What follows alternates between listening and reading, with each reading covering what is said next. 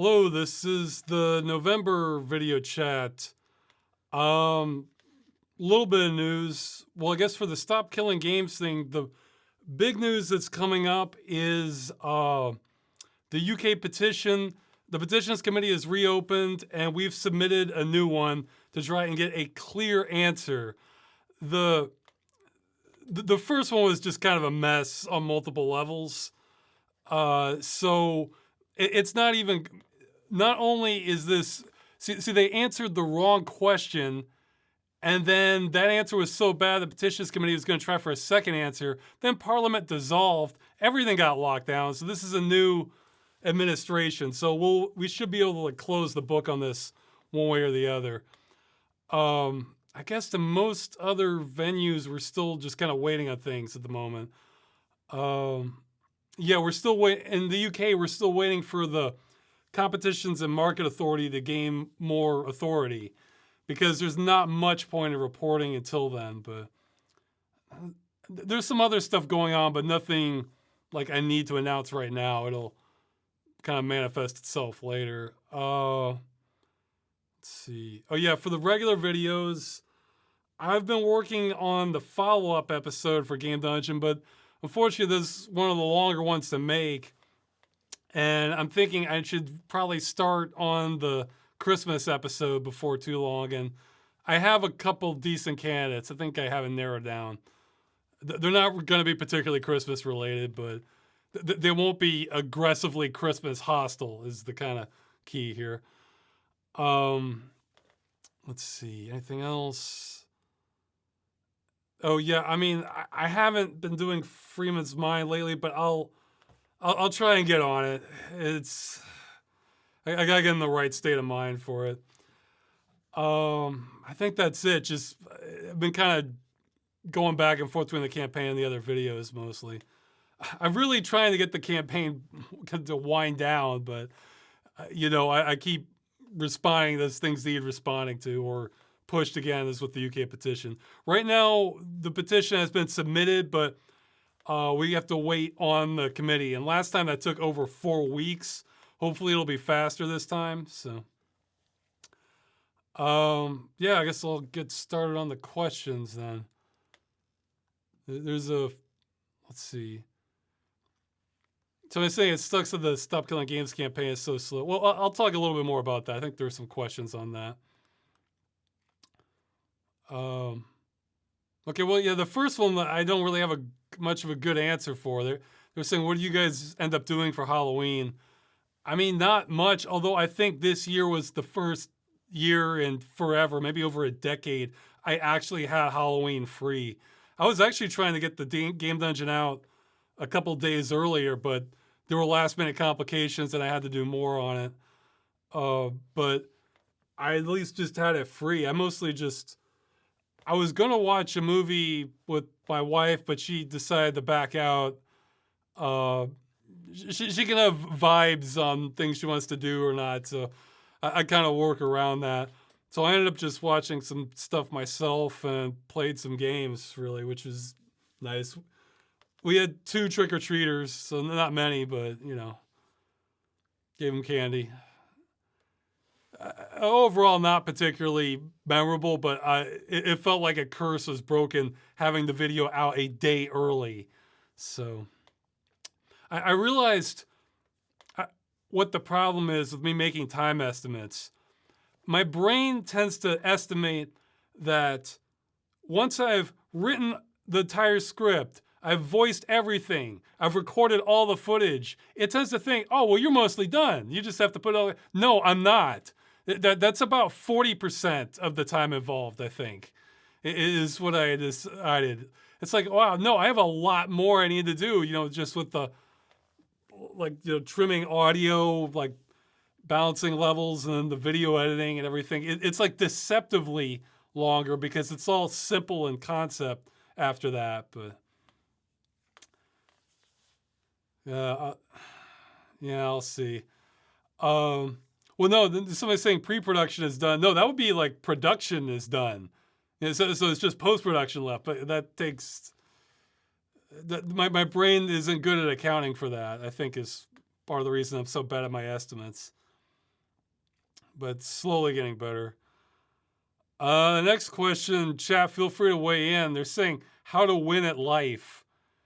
And I kind of agree with the first reply to this, saying winning at life is a state of mind. I mean, I don't know if I really won at life enough to really be an authority on this, but I mean, I kind of look at life. I mean, if we're making game analogies, I kind of look at it like a survival game. You know, one that's not particularly balanced. Like I tend to think of something like DayZ, you know, because you know if you stay alive a long time in that game, that's an accomplishment. So somebody's saying, did Conan win at life? Yeah, but the Conan quote is what is best in life. Yeah, it's a little different. But yeah, I think Conan was out living his life to the fullest extent. I mean, you know, I'm a big fan of Maslow's hierarchy of needs. You know, so survival, that's like the most important block of that. Then after that, it's security. And then I don't even remember the layers after that, like the order of them, because I put so much focus on those bottom two. But I mean, one of them are things like self-actualization. I mean, it kind of varies for the person after that because you know, what's really important to some people just have, I mean, past, you know, getting essential needs met can vary a whole lot. Although I think a lot of us are focused on that, you know, getting basic needs met part of it. Because some people want like a more, well, to give you an example, just sitting around, like lounging around, relaxing, doing nothing, that would kind of drive me crazy. Like I hate sitting around just doing nothing. Whereas there's plenty of people, no, that's kind of the good life for them. Like, especially if it's like sunny out and they're on a lawn chair, just tanning or something. Like, I mean, even when I'm having fun, I like to be doing something, like, you know, like reading or listening to music or have like a more fun project or playing games or something like that. Those are all kind of like active in their own way. So, I mean, for me, you know, getting goals accomplished is way up there. But I mean, so yeah, you kind of have to look at your personality with what matters. Yeah, like I mean, for some people, yeah, I mean, I'm thinking like it's a stereotype. You know, a lot of people like their life is going to feel less complete if they don't have like a sports car or something, or a certain car they want. Whereas that just has no relevance to me. But they're going to put much more like mental focus on that sort of thing. So you have to kind of figure like what is most important to you in life. Again, for me, I mean, it's kind of silly or dumb, but you know, when I made that dream software video, that's definitely a part of it for me. I mean, just being able to like kind of dive into just these kind of creative worlds and experiences. I mean, not a lot tops that, and very little kind of consistently tops that, you know, because you can have really great experiences in your life, but they're not, sometimes they can be kind of unexpected, you know, like with relationships or, you know, maybe moving to a new area or getting a new job or something like that. I guess that's probably not going to be best experiences for a lot of people. But, I mean, they can be kind of unexpected, and they're not something you can really plan for. But I'm looking at, like, like, dive as deep as I possibly can to just this wide variety of just creative and imaginative experiences. That's something I can kind of semi-reliably do if I throw enough time at it. So, yeah, well, somebody brings up a good point there. They're saying some people may feel like winners on crystal meth. Yeah, see, that's another criteria for me is I like it over like the long term. You know, so if you're looking, yeah, I mean, if you're just focused on maximizing short-term happiness, then yes, there are many drugs that you probably can't top them if that's your only metric. But the next week or the next month, then the overall life satisfaction of those experiences is gonna drop off like a cliff. So yeah, you don't. It's good to look at like the time scale you're talking about. So, let's see. Okay, I don't have a lot of particular insight on that. Just I mean, I guess if you're really unsure about it, you can kind of make a list of like what you find most important and try to categorize that and figure out, okay, well, what's most obtainable, what's a lot harder to obtain, but it would really be worth it, that sort of thing. So, unfortunately, I have many goals on those lists. At least I've accomplished a few of them. So, okay, regarding the Stop Killing Games campaign, the EU Citizens Initiative petition, have you tried reaching out to various non-English speaking gaming outlets in the EU? Yes, though it hasn't been me so much as native speakers that have kind of been reaching out on our behalf, like that I've been in touch with. We've had some success. A lot of them are just kind of don't go anywhere. I'm not the master of reaching out to people. I mean, I guess part of that's because I'm usually doing it through email or occasionally through like Twitter messaging. It seems like one of the most effective ways to reach people, just like your average internet, like YouTuber or streamer especially streamers, is through kind of like the live chat stuff where people donate money to them. We have done some of that, but I don't know how much it really panned out.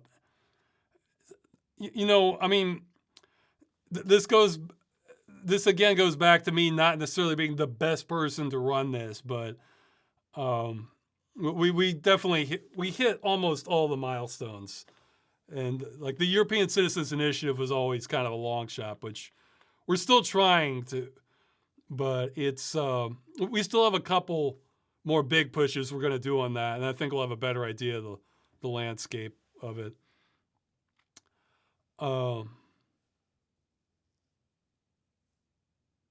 Okay, I saw a question there. When the online part of the community patch for the Crew 1 comes out, since we'll be getting the offline portion first, will we be seeing you on the streets? This sounds like, I guess is this for like the Crew Unlimited mod?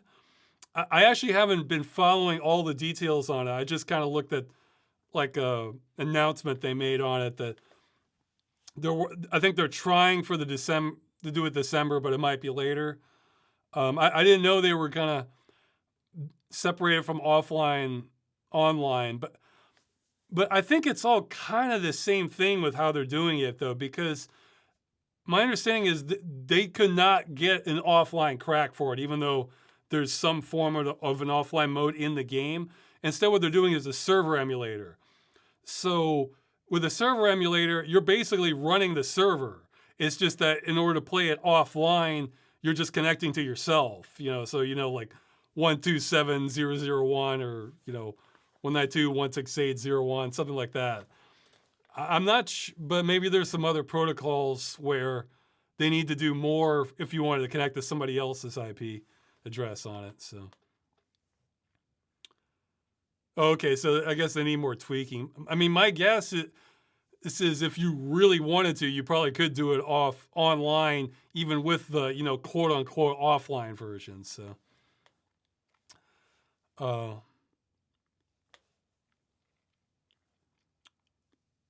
yeah. Well, I'm just glad it's coming back at all. So I mean that has one of the best game maps in any driving game, really. But yeah, I can maybe do a stream of it, though. I kind of feel like the Crew, it's ironic that it never really hit its potential. Well, one, I think it's a stretch to call it an MMO. That's why it was always a mess, kind of like trying to define this stuff by like, oh, it's an MMO or not. Well, Ubisoft calls it an MMO, But would most people call a game an MMO where you can only ever play with 7 other people at the same time? I mean, that sounds like that doesn't live up to like the massive part of the MMO portion of it. I mean, I think the only aspect of the crew that makes it an MMO is that you could basically message anyone who is connected to it, which could be, thousands of people or hundreds of thousands.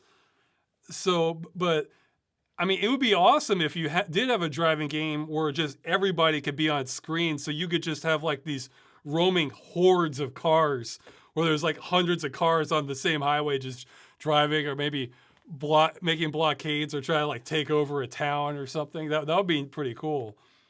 And that wasn't possible in the crew. And I would be surprised if the emulator is going to be able to do that. But again, I'm just happy with it. So, okay. Well, since I saw the question, somebody's asking about balance between Stop Killing Games and the videos. Well, the balance was almost like 100% Stop Killing Games for several months. But yeah, there's something about, is it 50-50 now? I don't know how to measure this, but it's probably a little more skewed towards the videos now. And I hope to get it more and more like that. So, let's see. Okay. Do you think it's time to make another video call for help from the EU, as most people probably don't know that the petition is failing? Well, I mean, 2 things. One, I think it's a bit early to call it as failing yet, though I don't blame people for saying that, because right now it is below the rate that we need to hit it. I think again, I don't know how much of this I'm allowed to talk about, but we do have 1 or 2 more kind of big pushes coming. And I think we'll have a clear idea of whether it's going to make it or not after that. So actually, I don't have a timetable on it, but I think it's like probably within the next month or 2. I think if after one of those pushes, if we can get over the 500,000 mark, then it has a chance, because we can gain on some momentum from that. I can kind of do some more outreach. But if we can't, I'm not sure it's going to make it.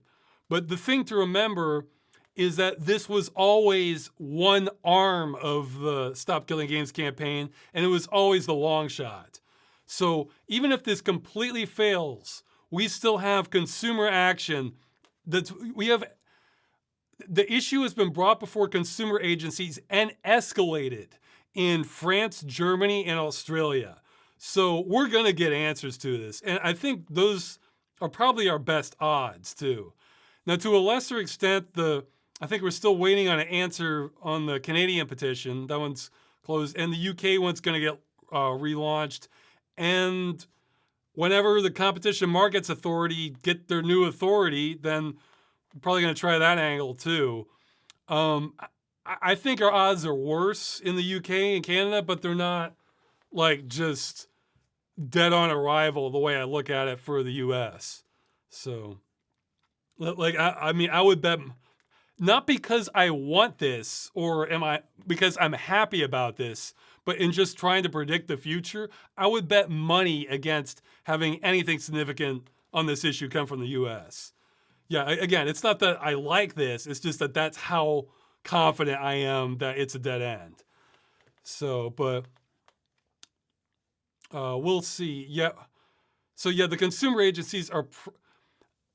The European Citizens Initiative is an awesome option if we can pass the threshold, but we're probably looking at like close to the extent of what I'm able to reach out as. And yeah, they were saying, should I make another video? Well, the problem with another video is I think it would be preaching to the choir. I mean, I made the promotion videos and I mean, it got a decent amount of spread, but like my channel's only so big, and I only have so many contacts. So in order for it to, if somebody signed once, them getting the message again doesn't do anything. It would have to make new inroads, and I'm not. If I had the answer to that, my YouTube channel would probably be a lot bigger than it is. So, I mean, I'm trying, and I still think it's a little early to give up on it because we have another couple things in play, but those couple things in play are probably going to make or break this. So we'll see.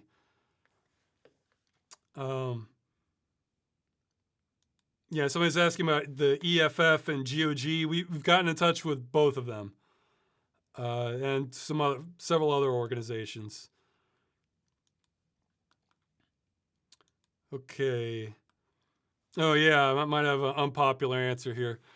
Okay, they've asked if I've heard of the unofficial 2023 remaster of Deus Ex's soundtrack by Misadventures and Ludomuscology.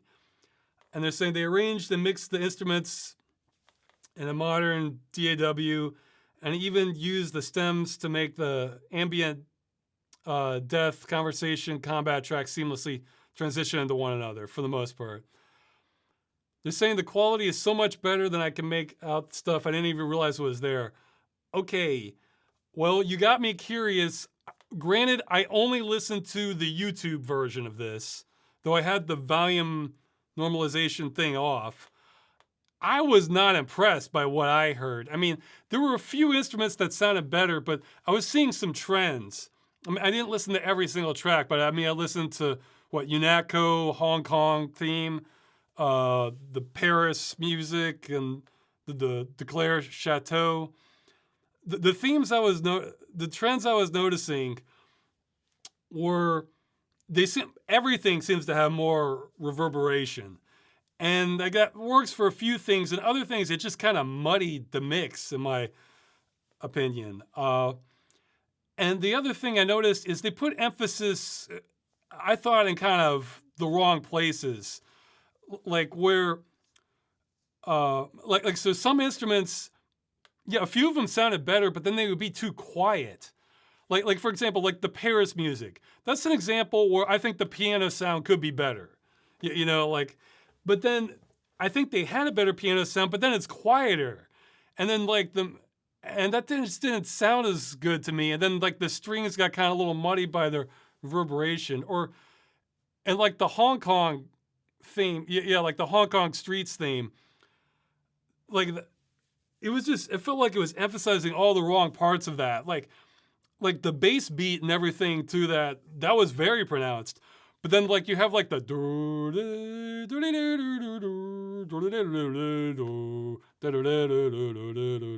and I thought, man, that was kind of buried in volume. I was thinking, no, that needs to stand out. That part was great. Having it come in. And I listened to it, and then I went and listened to the original, kind of back to back, and it was just, I think it's the sort of thing where, granted, I'm being nitpicky because I really like the music to Deus Ex, but it wasn't all bad, but man, it was just burying the parts I liked the most for the tracks that I sampled. So. I think the UNATCO was just sort of a side grade from what I remember. So I'm trying to think of some other ones that. Yeah, but I don't know. Some tracks, it seems like it was giving more. Yeah, and with the reverberation, some parts were having that effect I hate. Maybe there's a term for this. Let me know if so. I talked about it in the Invisible War game dungeon, where it sounds like there's a good song, but it's being played in the next room. Whereas if you listen to the original Deus Ex stuff, no, it sounds like it's right in front of you. And I can see giving some instruments a little more reverberation or toning down a little bit, but man, it just had, I think it was the Declare Chateau. Man, that's one of my favorites in the whole game. Like the synth part there, it's like and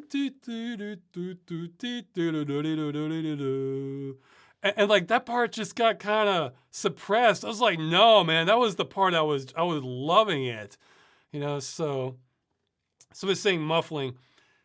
No, ducking is a little different. Muffling's a little different too, because muffling, it tends to get rid of the higher frequencies. This is just sort of, it just sounds more distant, I guess, and like kind of less pronounced and maybe a little more echoey or have a little more reverb. So I don't know. Maybe again, I was just listening to the YouTube copy, so maybe YouTube screwed something up, but I wasn't impressed by it. And I'm not trying to like dismiss all their work on it because I did hear some instruments that sounded better than the original ones they use in like the mod tracker music. So, I can't remember if I said this in the Game Dungeon episode or if I decided to scrap it, but I distinctly remember thinking that the soundtrack to Deus Ex is not perfect, but it is so good that the odds of like trying to remix and improve it are kind of stacked against the user attempting to do that. That you would have to like really know what you're doing to like make it sound better, because I can hear some room for improvement on the original, but I feel like you're 90% more likely to make it sound worse. So,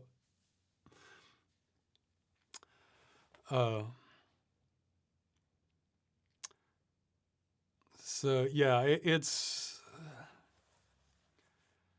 let's see. And as for like mixing in like the ambient tracks and the death sequences and stuff, I feel like that's the sort of thing that would be better as like maybe do like a remix or something to kind of work around that, because sometimes those themes are really good, but they're short and they don't necessarily blend together well with the other tracks. So like I think it's like the one I'm thinking of is like the Majestic 12 Labs, the conversation music. It's like do do do do do do do do do, and it's like if the original is only like 30 seconds or a minute, it seems like that would be better to just have like a composer who knows what they're doing, take that and then just like come up with their own kind of expanded version of that. I think that would be the best. That would be the best approach for some of those tracks. I'm afraid I don't know Metal Hellsinger. So somebody's asking in the chat. Okay. If you were to be the dungeon master for a D&D campaign, what kind of setting would you run?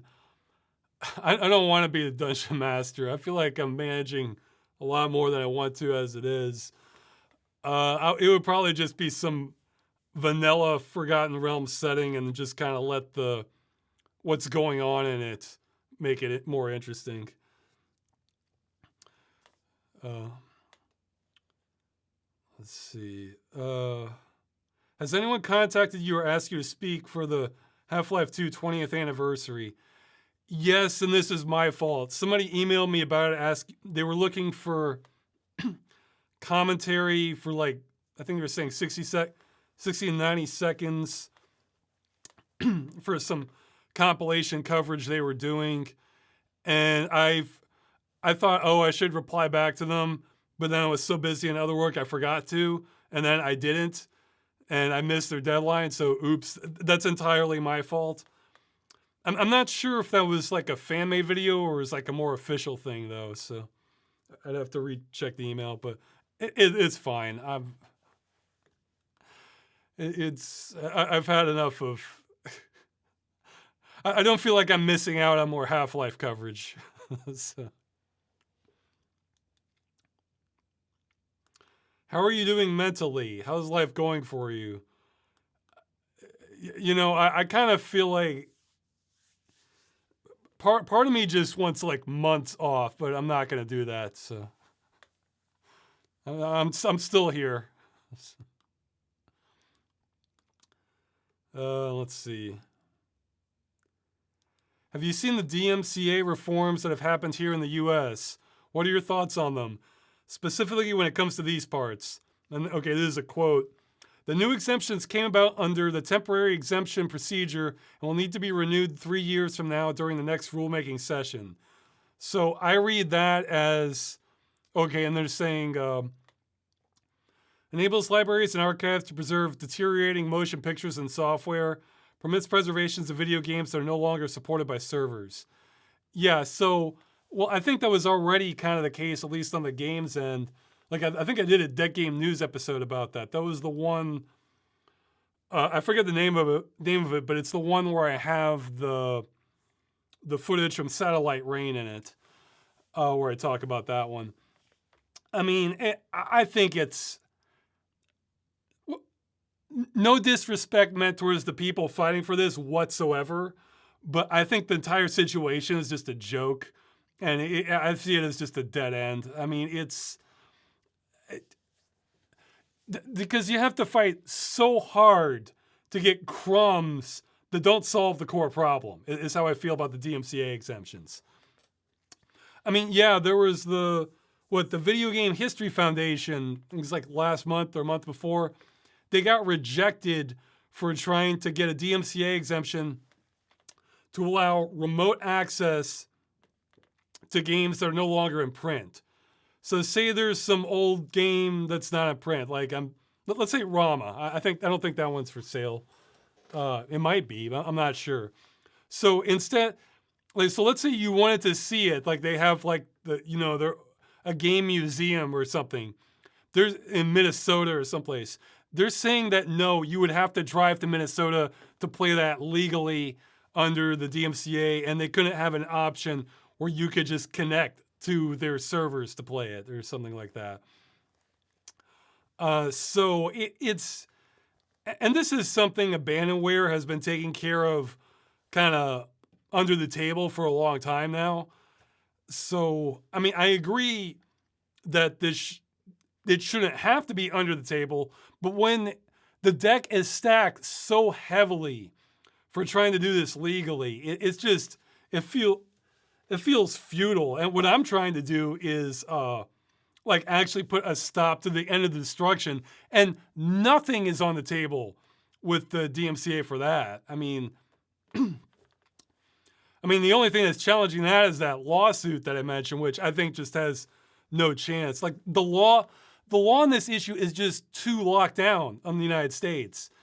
I mean, again, all my research led me to conclude that nothing less than an act of Congress will fix this.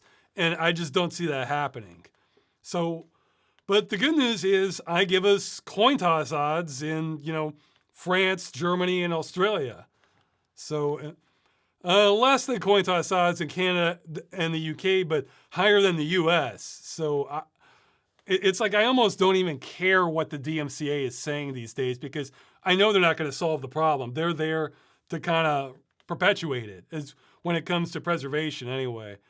I mean, you can argue that wasn't their original intention, but that's how it's working now. So, let's see. Oh yeah, they mentioned I started watching Trailer Park Boys. Yeah, this person likes a lot too. Let's see, I guess they're mentioning I guess they're asking if there are any parts I like a lot from it. Yeah, there's tons of it. Well, he was saying that they like the quotes and jargon, way of the road and I am the liquor. Yeah, there's definitely some parts that stand out to me, like for the quotes. I think the part that, like, for whatever reason, the part that just like stands out to me is like this one scene where there's a confrontation between one of the guys living at the trailer park, Julian, and they're often antagonist, the trailer park supervisor, Leahy, and one of them's like basically a functioning alcoholic, and the other one's a major alcoholic. And the functioning one, while holding a rum and coke, is saying to the other one, the liquor. Yeah, the first one's saying it's like, I'm gonna trust the liquor, and he's saying like the liquor will betray you, as he's holding the drink. And there's like a crowd gathered around them, like this is some big dramatic scene. So this thing, in what order do I read the questions? Just whatever Reddit served to me by default is typically how I'm doing it. So, but yeah, another one that I think it was in one of the movies where like one of the other characters is Leahy is saying, most people don't know how to drink liquor. They drink against the grain, and you have to drink with the grain. You drink against the grain, you lose. It's just like, just that show is. I think it's kind of like South Park in the sense that the quality standard is extremely consistent. Like, it's like I don't normally think of like bad episodes of it. I think the only ones I think are weaker are where they try to have like a celebrity in there.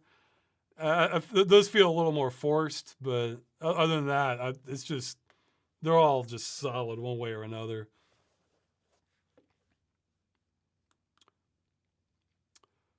Let's see. When you find out about new games, do you instinctively find yourself less interested in live service games, knowing most of them will inevitably be unplayable, or do your same standards apply and a game's online status has no effect on your interest? It's a little. It's not. It's kind of neither. It's more like, okay, yeah, it has like the theme and the gameplay, and for some of them, like the writing or the plot premise are what determine my interest. And then after that, if I find out that it is an online only game, what that does is it kind of just bums me. It is, it's like, okay, because then it makes me feel like, okay, this is not a sure thing. This is going to die at some point. So now it's like, okay, now it's a struggle. Like, okay, how badly do I want to play it? It's not like I stopped being interested in it for all the same things I was interested in it for in the first place, just because it's online only. It's more like, damn it, now it's kind of a similar feeling, a little bit different than, like I'm game mostly on PC. If I find out a game I'm interested in is like a console exclusive to a console I don't have, because I was like, damn it, because now that's like an extra barrier for me. In the case of like an online only game, it's just kind of makes me enjoy it less and makes it feel more precarious, because now I don't have that like sense of security that I'm going to be able to like always play this game that I'd get with pretty much any other game. So it kind of hurts the enjoyment for me knowing that. I mean, God, I can't even remember if, I was going to say what wouldn't do that is if you, honestly, Ubisoft actually, I don't know if any game has done this at launch that's online only. I've never heard of an online only game on launch where they say, we have an end of life plan when we eventually have to shut down the game. Because if they said that from the get-go, that would alleviate all the concerns about it. And then the only way I would look at the online only requirement would just be in the sense that, okay, it's maybe slightly more annoying now that has to be online, but that's a real minor thing just in itself. And it would kind of limit my expectations a bit, because then I know I can't mod it maybe later to have VR or something like that in it, because then that might be detected as a hack. So I kind of have to, or I can't, if I find the gameplay too hard, I'm not going to be able to run a trainer or something on it, or cheat engine as so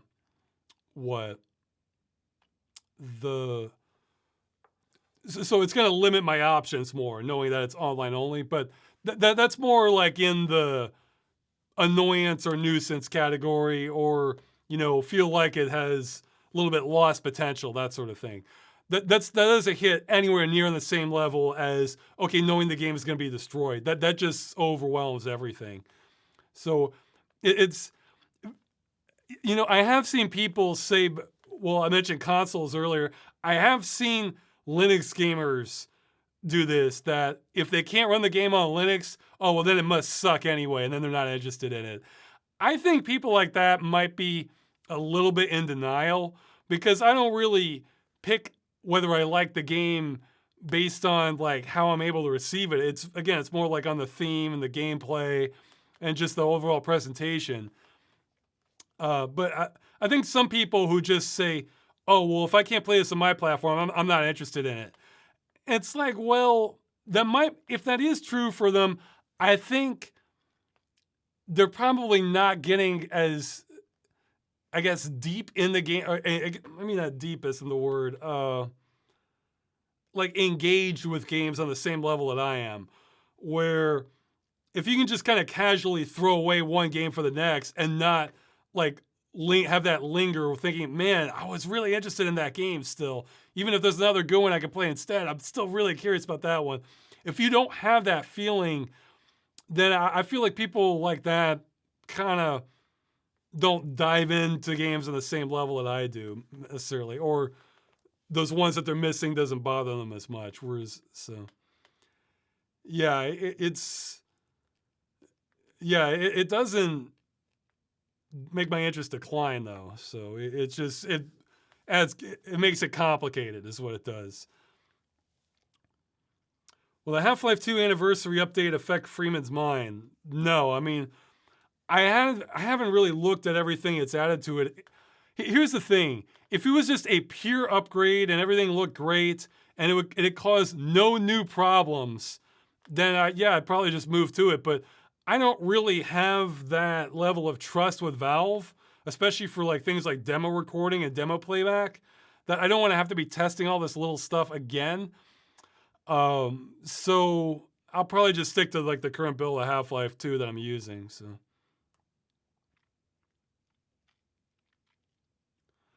Somebody's saying, what about those Windows games that ended up Xbox exclusives? Well, it's the same thing. And then I'm just kind of, that's just kind of in a damn it category for me, because I was interested in the game. Now I can't play the game unless I want to buy the console, and I probably don't want to buy the console. So it's like, damn it. I'm still interested. It's just that I might not be interested enough to jump to that platform or go through the extra hoops. Yeah, that's why emulation coming like 15 years later is a blessing in my eyes. You know, because I didn't lose interest the first time. You know.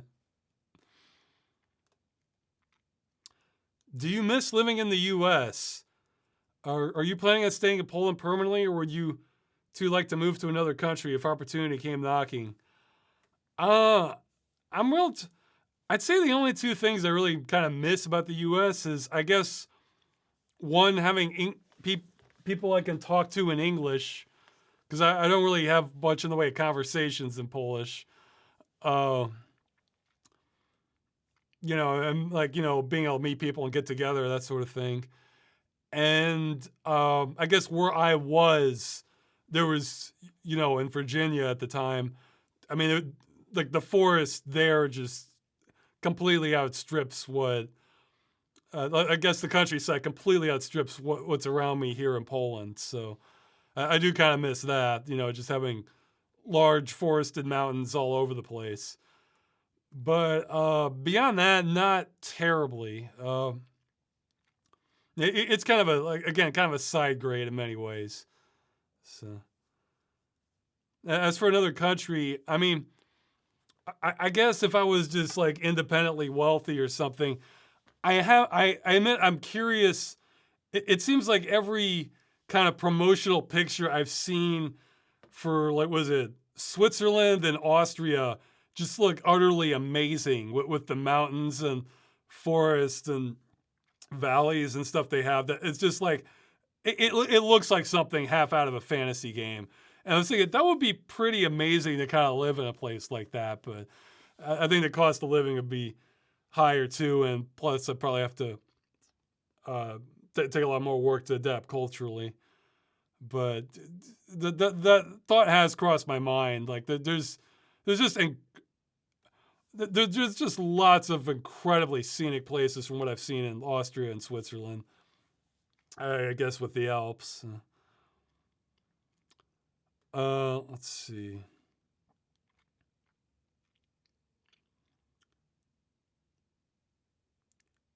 Where do you find images for your videos? Are they royalty free, or do you find artists to make them? Well, it depends. I saw Cave World recently, and the Pixel Art Jesus got me thinking this. I think I credited that one. It varies. I mean, a lot of it's kind of stock art. A lot of them I can't always find the accreditation for where it came from. It might be like even from some ad or something. So I kind of skirt the line there sometimes, but and I'm the one usually slapping them together in Photoshop. So now for the older ones, well, I mean, they're usually in the credits. Like if anything's like made for the video, that's not like me kind of, what's the word, collagifying it, or just kind of clumsily photoshopping things together. They tend to be in the credits. So.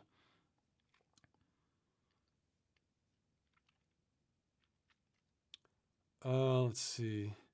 But yeah, I was trying for the cave world. I was trying to find an example of pixel art Jesus to kind of blend in with the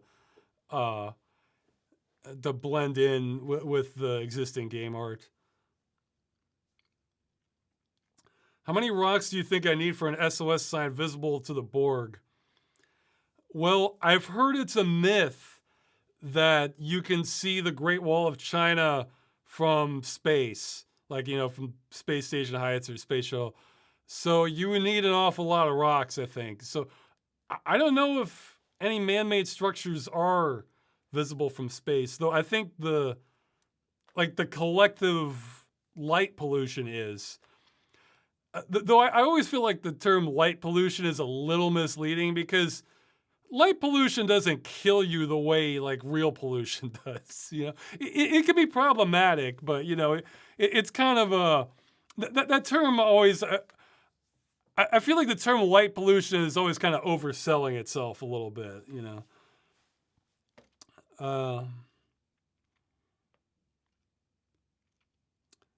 Let's see.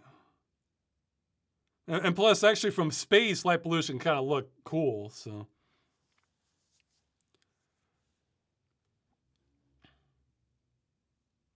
So I was asking about the movie. The plan right now for the movie is I want to spend just a couple more months kind of finishing off the campaign, getting more videos out to make up for all the lost time I had on the campaign. I really don't want to, but I should probably do another spree of videos at some point.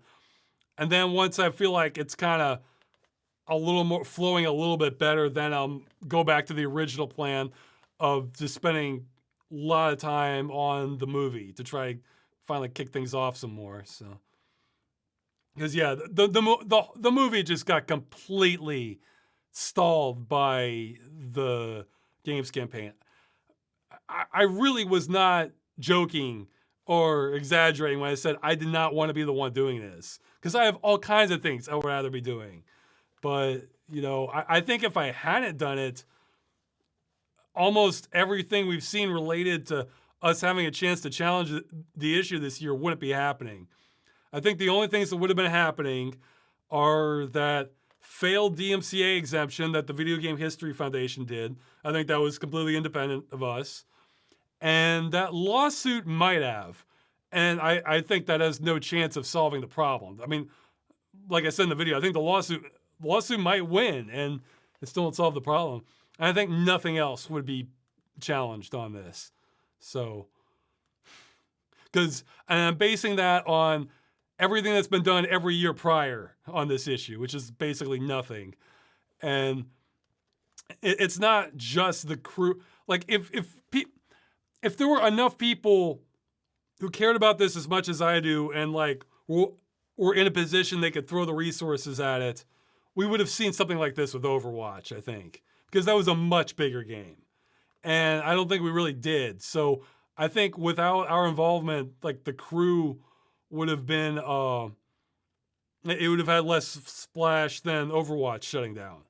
So yeah, I think the server emulator would still be getting made.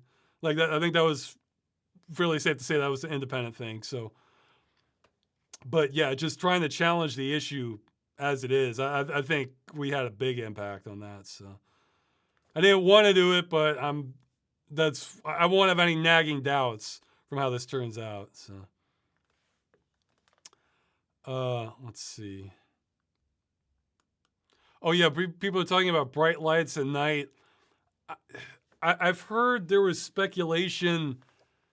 Geez, I have my chronology mixed up. I want to say either late 1800s or early 1900s that having constant electric lights all night was kind of the equivalent. People thought that was going to make people go crazy, and there was speculation that this was just going to like turn like masses of the population into raving lunatics. And I was thinking, that sounds like a pretty awesome setting for like a historical fantasy or historical fiction movie where basically electric lights, the advent of them, are going to basically start turning everyone crazy. And I was thinking that you could make a fun kind of science fantasy thriller with that sort of thing. I mean, that's not to say the effects are harmless. I think the main things I know of is it can kind of disrupt your sleep patterns more. So maybe that has consequences on your health down the line.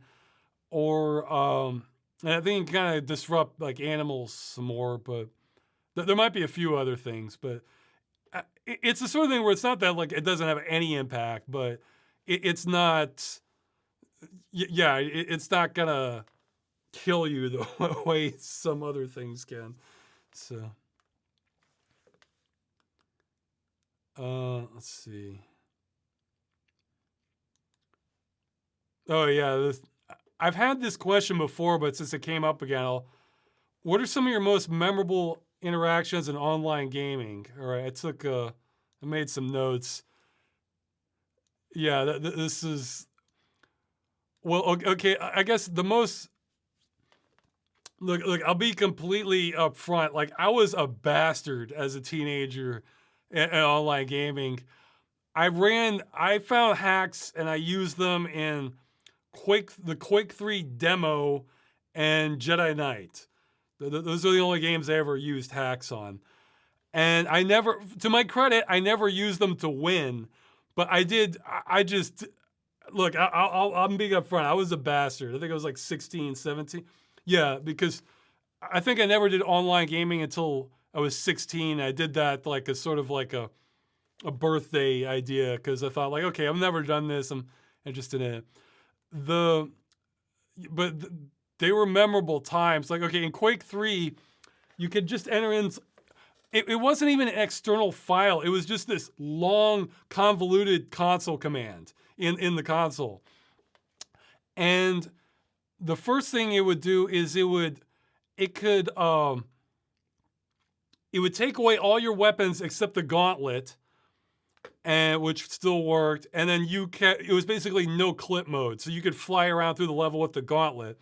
So sometimes what I would do is I would hide underneath where like the rocket launcher would spawn or something, so that it was like I had it running, so it was like just barely above the surface. So whenever they run under, it was like punk, like they're taking damage from it.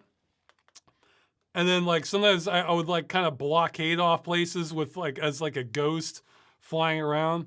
But then I learned about more cheats for it.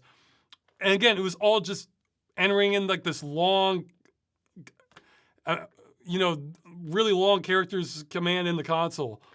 And it would take your name off the scoreboard. Yeah, I think all of them did actually. But then and the separate one, you could return as a regular player. It's just that you would not be on the scoreboard if people checked. And then on top of that, you could change your name to whatever you wanted. So that means you could mimic and basically steal the identity of other players. So you could do like team kills like that in somebody else's name and basically start fights that way. It was kind of fascinating like that. Or like I would sometimes like chase people with the gauntlet like at somebody else's name. And they would be like, what the hell? Like, so, yeah, I'm not really defending this. Just, it was pretty funny at the time. I wish I kept the demo of it.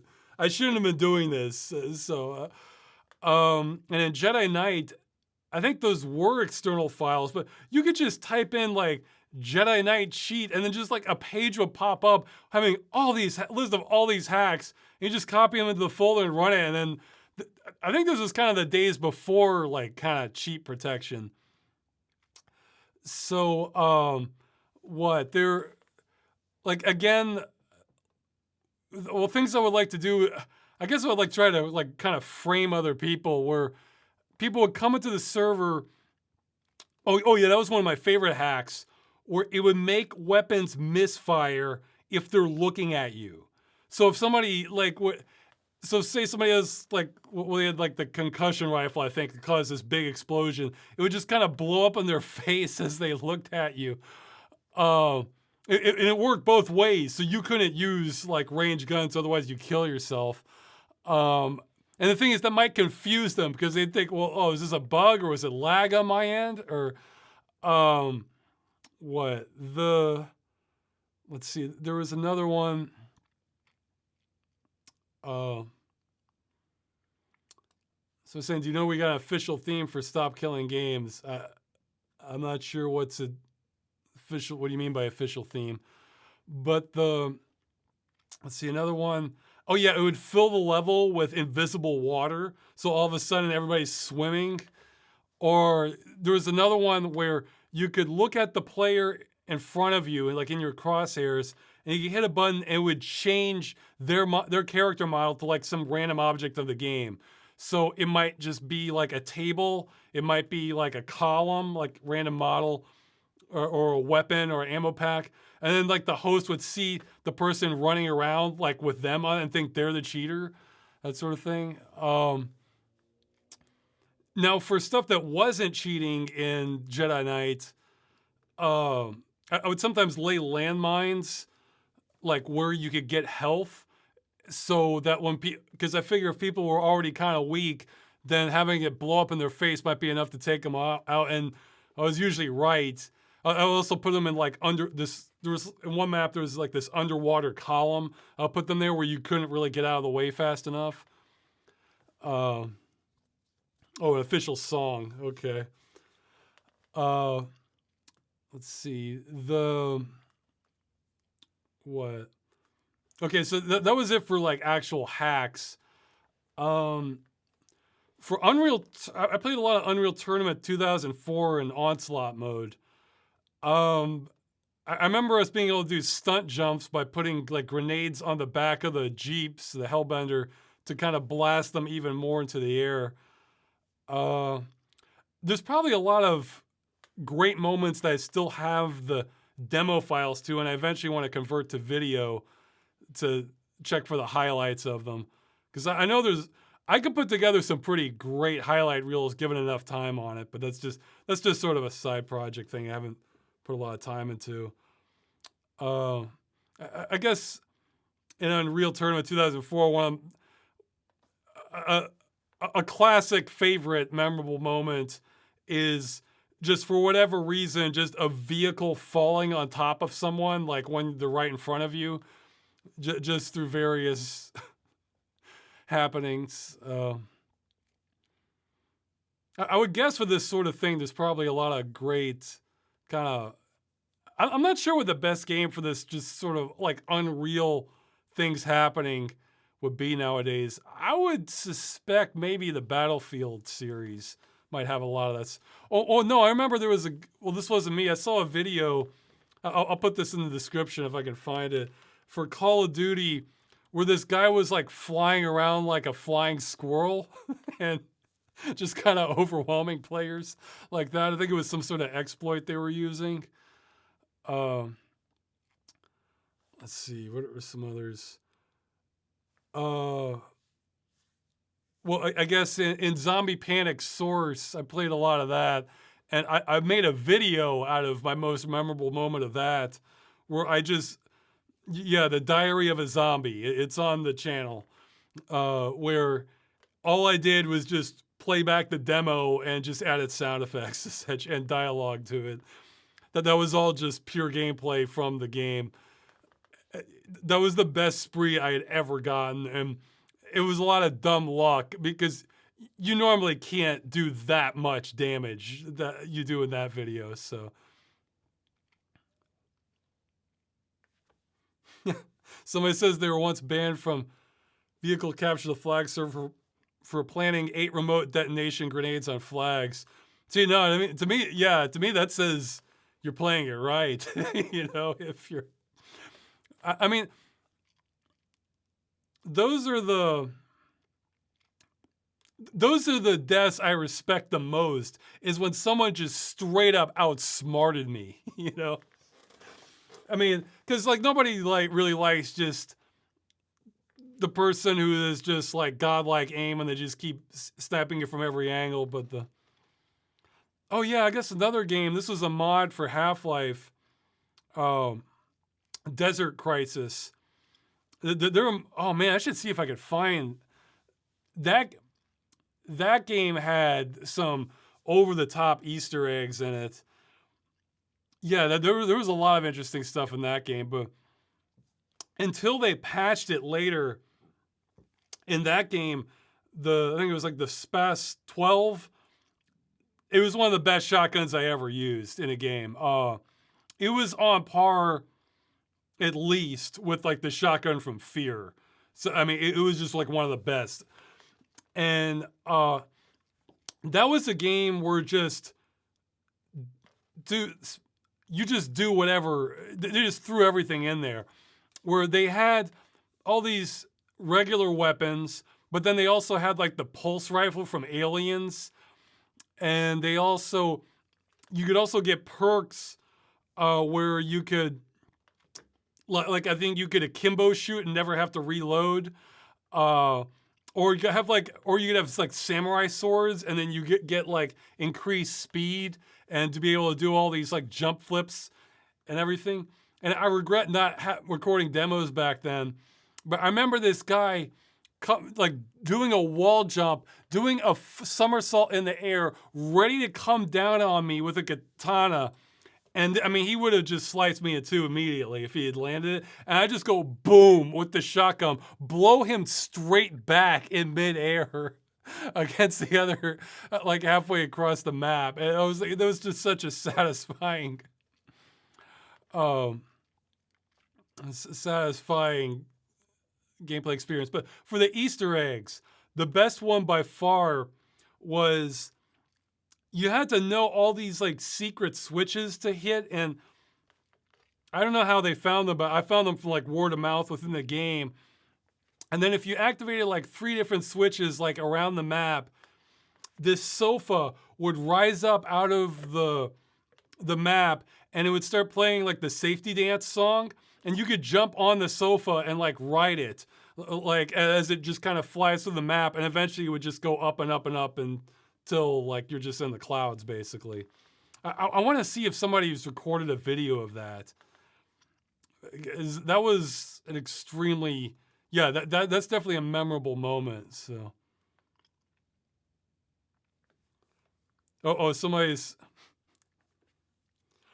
I guess someone named Marius had a memorable moment. They said that, you know, when they played Diablo 2, they thought the narrator was talking to them. So, let's see.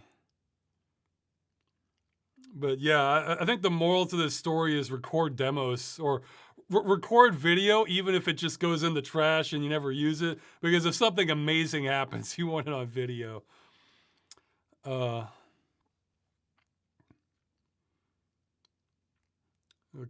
let's see, lost my place here. Are there any gaming hardware peripherals you're interested in besides VR? Flight sticks, light guns, etc. Well, I have a steering wheel, though, to be honest, I don't use that for like if I'm really trying to win a race, because it makes, or if I'm going really fast, because I guess the mental association with real driving, it just causes me to freak out a little bit. But if it's like a more casual thing, then yeah, I like it a lot. I guess the main peripheral I've considered, well, I guess 2 things. One would be, one would be like an analog keypad. So that could be useful for games kind of like where you're, I guess probably something like your kind of Grand Theft Auto type games where you're going like in and out of cars frequently. So you kind of would like to have analog steering and that sort of thing. I haven't checked in like a year or 2, but to the best of my knowledge, the only people who had one were Razer, And I've been trying to boycott them ever since I found out you're required to connect online in order to install drivers for it, or to install the full drivers for it and get all the functionality. I just hate that practice. So, look, I don't have the energy to tackle this, but as far as like consumer rights stuff, that would probably be like number 2 for me. Is I think it should be illegal to require the customer to connect online to install drivers and have no other recourse, so that the hardware becomes bricked when they end support. So I'm not talking about to obtain the drivers. Like if you can only get the drivers by going online, that's fine. But you need to be able to save them so you can install them offline. That's the way it's worked for 99% of all hardware for decades, because you're bricking the device when you don't do that. And again, I think that should be illegal to just withhold them that way and let. But I mean, I don't want to have another campaign on this, so I can probably let that one go. But that's why I've been avoiding everything Razer brand. So, what? Yeah, the other thing that I really would consider would be just having, not necessarily for gaming. I mean, though it could be used in gaming. Like I might come up with this. I might talk more about this if I want to do the GUI follow-up. Just have a panel of buttons that I could use for all kinds of different functions and shortcuts. Because I feel like in a lot of, you have like the F1 through F12, but I kind of feel like those are like stake territory for a lot of programs and stuff. That, if you hit, you can't just have F6 be always the same function, because when you run a game, it's going to mean something else, or if you're on some other software, it's going to mean something else. So you need I'd love a bunch of like neutral keys that I could just, have shortcuts for. Just go click, click, click. And it makes me think back to like those, in old or maybe modern sci-fi movies that, you always see these panels of all these buttons. And I'm thinking, no, maybe they had the right idea. There should just be lots of buttons for things. So, let's. Somebody's saying, did he talk about the USPTO thing? I don't know what that means. So, yeah, so I'm saying good old F13 to F24. Yeah. I think those are relegated to the past now. I mean, you'd have to get a real old keyboard that have some trade-offs if you wanted that. But there's no reason you couldn't have a keypad with that kind of extra functionality, especially if it had like good sort of ergonomic design where it's designed to like kind of rest behind your existing keyboard or off to the side or something. So, okay. But yeah, I'm not really dying for more peripherals. It's just, this is the sort of thing where I can believe there's a peripheral I really do want and don't know it yet, but I would need to like kind of see its utility, Well, I mean, I guess, of course, I'm still wanting a mouse by my crazy design. Oh, yeah, the DMCA thing. I did talk about that. Yeah, I mean, pretty much every mouse I have used, there's been a compromise. So, although for the hell of it, I decided to back a Kickstarter with the Hedgehog mouse, and they're probably going to be shipping soon. Although even that's a compromise because it seems to do everything I want. It has extra weird stuff I'm not sure if I want or if it's a problem. But the only aspect of it I don't like is their only option was that kind of MMO dial pad grid buttons on the side for the thumb. So I'm thinking, I don't know if I'm going to like that, but maybe I could get used to just mapping. Maybe it would still feel okay if I just map a whole bunch of buttons to the same thing. So I don't know, but the rest of it I like.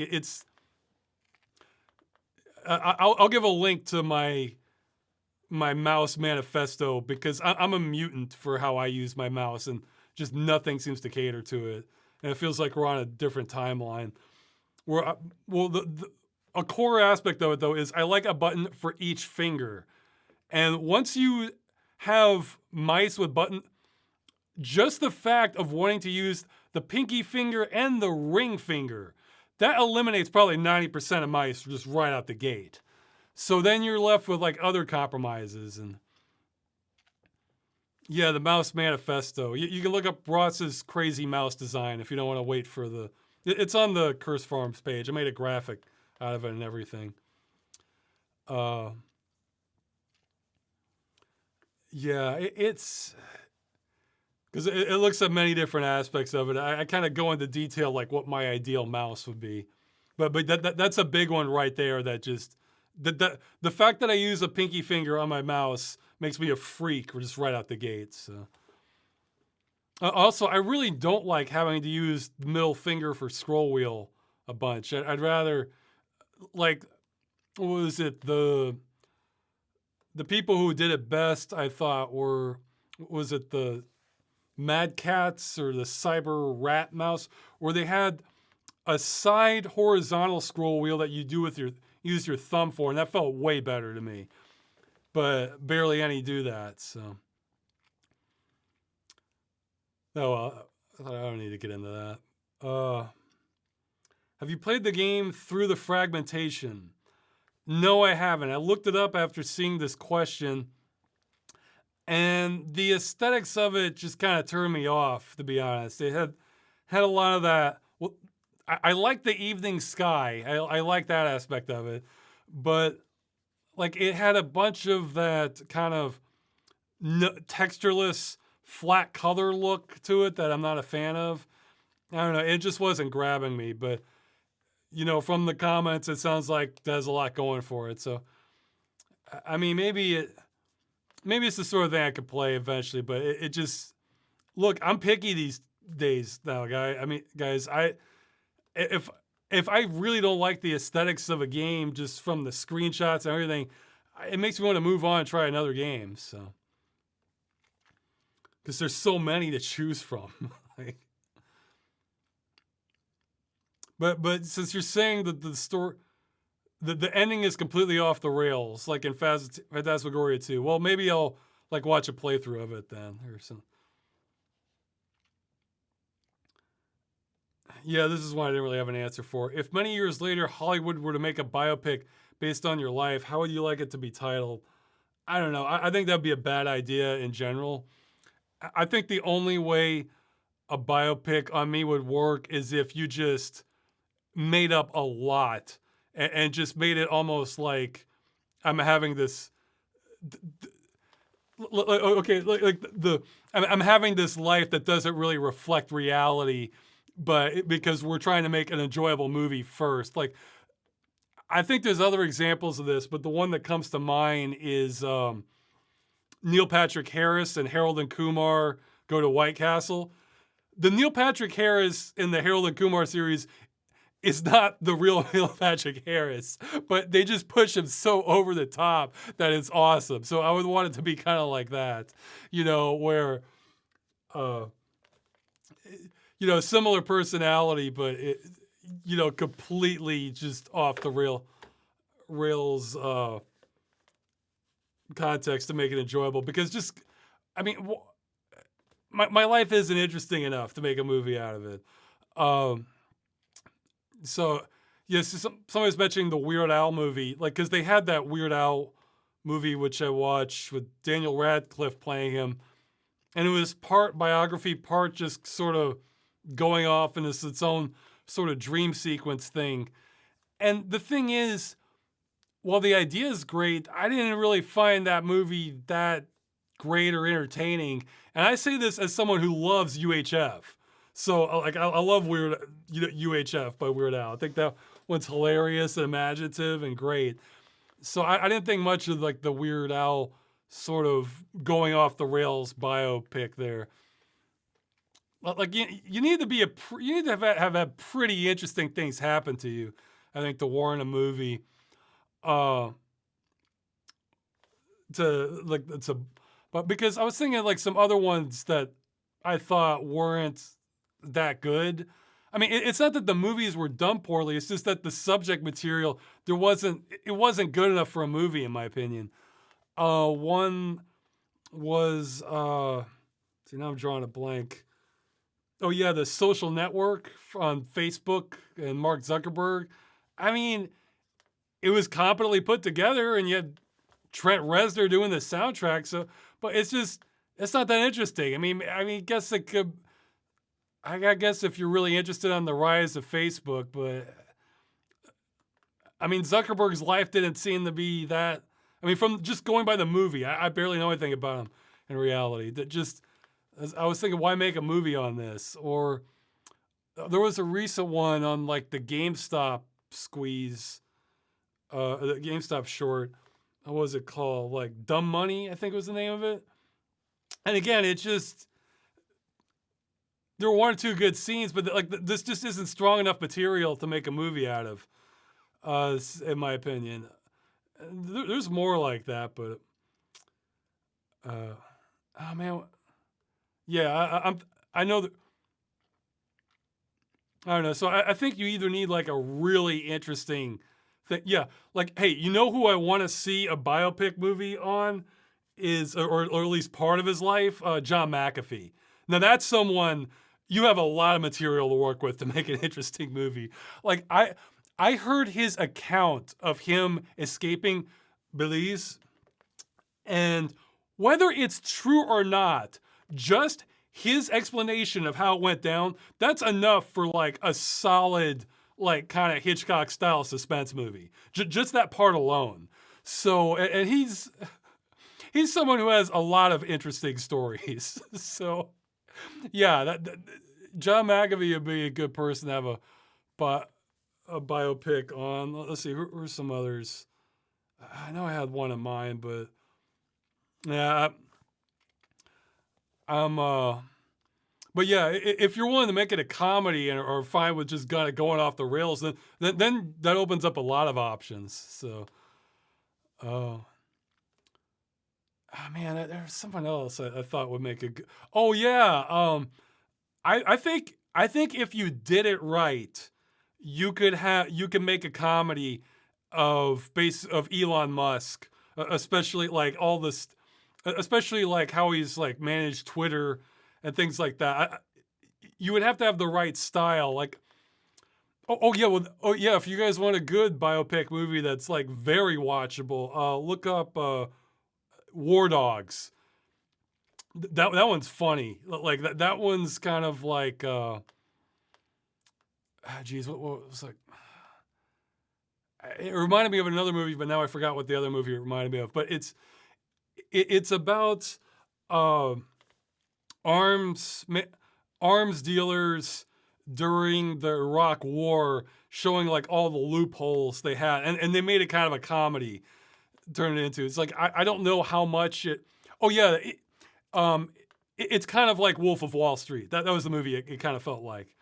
So those are movies about biopics where there's a lot of entertainment value in what was going on. So you need the right you need the right material for it, or if the material isn't there, then you need enough artistic license to make it an enjoyable watch. Is how I feel about those. So yeah, War Dogs has that act. I keep forgetting his name. He was one of the stars of Superbad. That's like one of his best performances. He was also in Moneyball. I'm sure you know what I'm talking about. His curly hair. But yeah, that movie's funny. War Dogs. I think Jonah Hill maybe. But yeah, he can be. He tends to have good taste in the movies he's in. Let's see. And I've seen chat just stop entirely. Am I still streaming? I am not streaming? Oh, okay. Let's okay, I'm gonna reboot the stream. This will be seamless on the okay, you are live. Okay. We are live. All right. It just says offline on my web browser for some reason. All right. People are just quiet then. I checked the Twitch stream and it was blank on my end. So I think, I better reload. So. All right. Good. Okay. There's another question that got asked not a couple months ago, but do you have a favorite dinosaur? I mean, I haven't really followed dinosaurs much lately. And like, I love dinosaurs a lot when I was a kid. And but I felt like I was kind of outgrowing my interest in them shortly before Jurassic Park dropped. And then that kind of rekindled it back for a while again. So going by the Jurassic Park portrayal, my favorite was the Dilophosaurus. You know, the one that takes out Nedry. That makes the kind of chirping sounds in the movie and spits venom. This is one I didn't have a good answer for because they're saying, what's your favorite type of world to explore? What aspects of a world really amaze you? It's very... there's so many different ones, I guess is how I feel about it. And I'll kind of look for different things from different worlds. But if I had to choose one, I would think... well, I guess one theme that kind of gets me is something that probably like a high fantasy or maybe science fiction, maybe science fantasy level one where just there's kind of a mysterious element to it where you don't know what to expect the more you explore. Like it could be anything. And I like that element of it because if you have like, say you have, okay, just what popped in my head, like Watch Dogs or something. Okay, there can be all sorts of cool things to explore, but you're talking about like the contemporary Chicago. There's only so many things you're going to run into. Or like with the Assassin's Creed games, you know, it's going to be like within the context of historical fiction. Or even with fantasy games, like I'd say something like let's say like a more low fantasy game, like something like The Witcher. Okay, I might see some monsters I haven't seen before. There might be some architecture that's kind of interesting, but I'm probably not gonna be finding like floating islands or portals to other worlds that are really exotic or stuff like that. So even like low fantasy, it doesn't excite me quite the same way as stuff where just anything's on the table. And however, let's say the low fantasy has just a fantastic atmosphere and setting. I'm just like loving every path I'm going down and town I'm coming across. Well, then I could be just as interested in it. Well, I mean, maybe not just as interested, but highly interested in it. So yeah, I think the ones that, yeah, but yeah, compare that to something like, was it well, it popped in my head. It's not really like Sunless Sea. Okay, I have no idea what I could run into going off into the ocean in that game. Because, I mean, you're off in this kind of buried Lovecraftian world, so it can... Okay, somebody's saying Witcher 3 definitely has portals to other worlds. Yeah, but how exotic are those worlds is the thing I'm thinking. I lost my train of thought. Oh yeah, with Sunless Sea, like there could be anything out there in that ocean because I mean, I guess it's probably going to be dark themed, so yeah, it's not going to be upbeat, but it's. I mean, you could have all these just fantastic stories or worlds coming from that just. The only limit is like whatever the author came up with, and that stuff tends to excite me the most in game worlds that I explore. It doesn't have to be fantasy; it can be kind of science. Well, I say science fiction. I guess science fantasy more, where you can. That was kind of the appeal I liked about Warhammer actually, because Warhammer 40K, because in Warhammer 40K, there's, in fact, I need to find out more on that. Like, what are the best kind of books to read on it? There's kind of like the mainstream stuff within the lore, which, with the Imperium and like, the different races, like the orcs or the Eldar, and like the Chaos God, the Chaos agents, and all the stuff surrounding the Chaos Gods is pretty mysterious and stuff. I think a lot of that's pretty awesome, and just has all this cool aesthetics and story building. But then there's all this weird stuff in there too, where like there's this planet in the Imperium where like nobody lives past the age of like 40 or something, and nobody knows why. Or there'll be just these really weird alien cultures, or like the Death Worlds with these just incredibly hostile alien jungle environments and stuff. So it's like the sky's the limit for, or these complete naval worlds where like the whole planet's an ocean, and there's like these ocean platforms and just utterly gigantic aquatic life in them. And when I read about that, I was thinking, like, man, I'd love more stuff like this, where it's just like where you have no idea what to expect on like any given planet. And see, that's actually a lot more fun and exciting than even reality, because if you pick any given planet in reality or something that's like hard science fiction, yeah, you have a really good idea what to expect. A bunch of rock or gas, or, I mean, it's, as far, to the best of our knowledge, life doesn't exist outside of Earth. But, I mean, maybe it probably, well, we say probably, I'm not even sure what you would base it on. Because, the origins of life itself are still kind of mysterious. So that's why when you're just going to all these different planets and say something like Mass Effect 3, or why am I saying 3? Just Mass Effect series. Yeah, most of them, they're just there, and you can maybe get some minerals off of them, and that's it. It's a rock.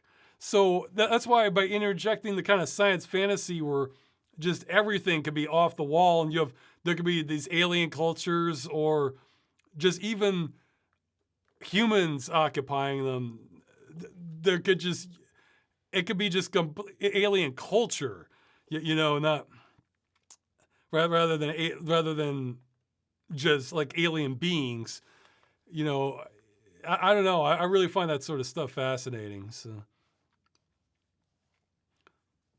Yeah, that's somebody's saying life probably exists in other solar systems. Okay, well, here, maybe you can kind of correct me or affirm what I'm saying in the chat. My first thought is that saying that life probably exists elsewhere is because the universe is so incredibly, massively big that, if there's even like the tiniest chance it just forms the way it did on Earth, then yeah, just playing the odds, of course life's out there somewhere else. But the thing is, unless you can pretty assuredly say that, like, yes, this is exactly how life formed, or because I think we still don't know. We just know components that make up life, and then processes that occurred in very early life. I don't think we can't just like take materials in the right conditions and create a life form. So without knowing what actually sparked the beginning of life, well, then that's more speculation whether it exists anywhere else. So it's I mean, so I guess my with being able to say that to have some confidence it exists somewhere else in the universe, you have to have some confidence that no, just random conditions over billions of years life would have emerged because of X, Y, and Z. We just haven't been able to line it up just right yet. And I don't know if that's the case or not, or if that's just like a working theory. So Yeah, it's okay. Somebody's saying they made a Ross Scott Blue Sky account. I've went and made one, though the name Accursed Farms was taken already. So that is currently not me. If there's Accursed Farms, I did make a Blue Sky account, and it is called Ross Scott. So I think it was just Ross_Scott. I'm not sure, but I'll make a post on it. My attitude on Blue Sky is kind of the same as my attitude on Twitter, is that I'll just go wherever the masses are.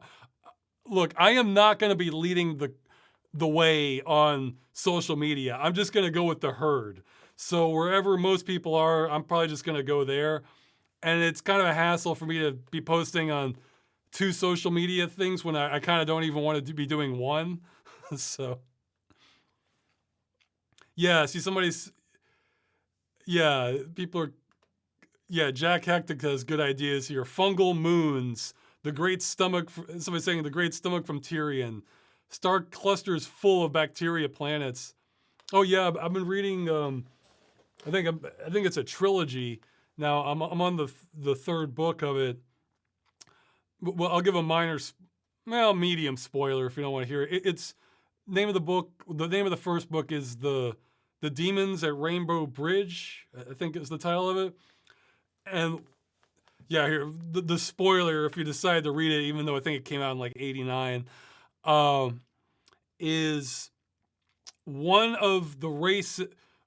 It's kind of split up in the space is kind of split up into various empires, and you find out later one of the empires is basically just run by a bacteria.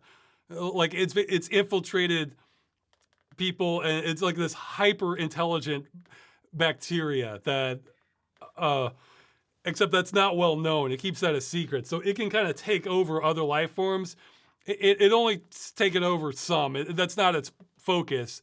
Like it's not going for just full population domination. It's just running things. But so I like kind of like out there ideas like that with science fiction. So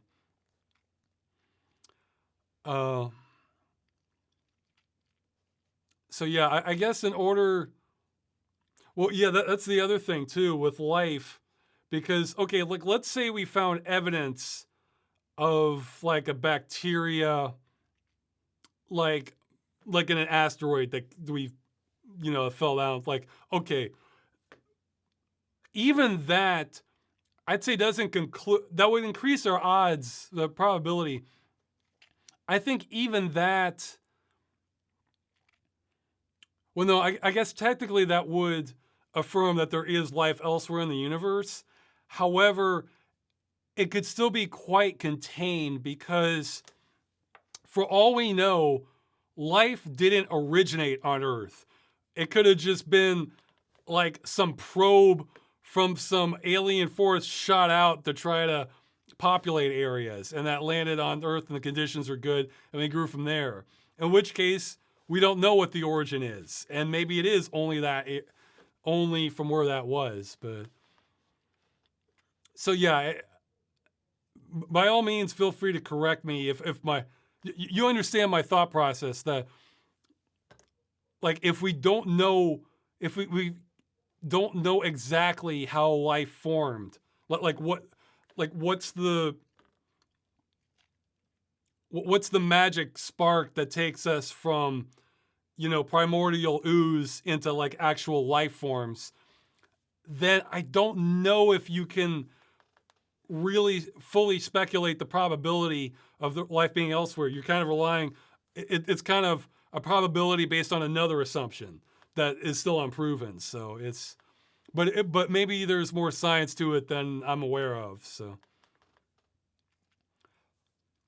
but if it's the sort of thing where no, we're like 99% sure life's happened this way, like the lightning struck the primordial ooze in just the right way, we just can't replicate it, then okay, then that makes it more solid.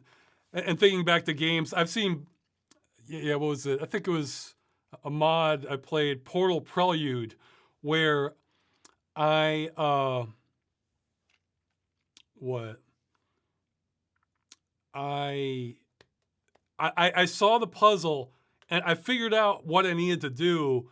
It's just I had no confidence to be able to pull it off because they wanted like these exact jumps and aiming to and timing to get to figure out. I was thinking, well, I know what I need to do, but I don't think I can do it. And so if the origin of life is like that, then okay, then I think that gives a lot more validity to life being all kinds of places in the universe because it's so massive. So yeah, it's a double problem there. So let's see.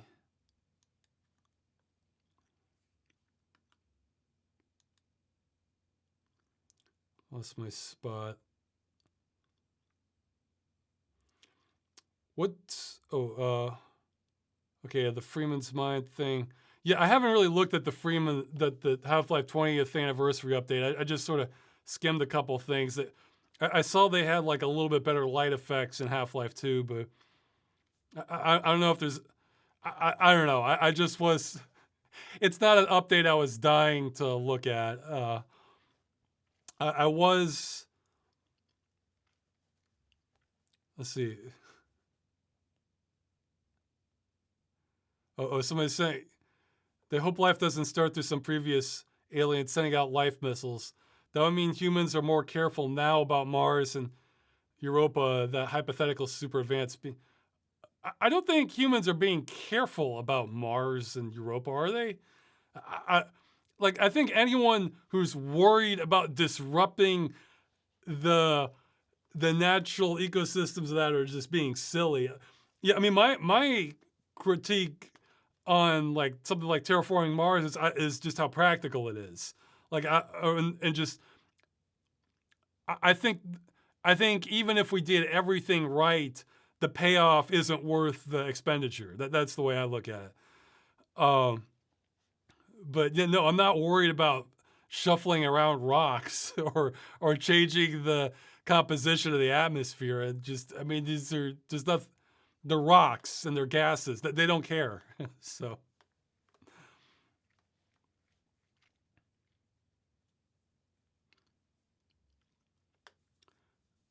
Okay, another comment saying they think, good,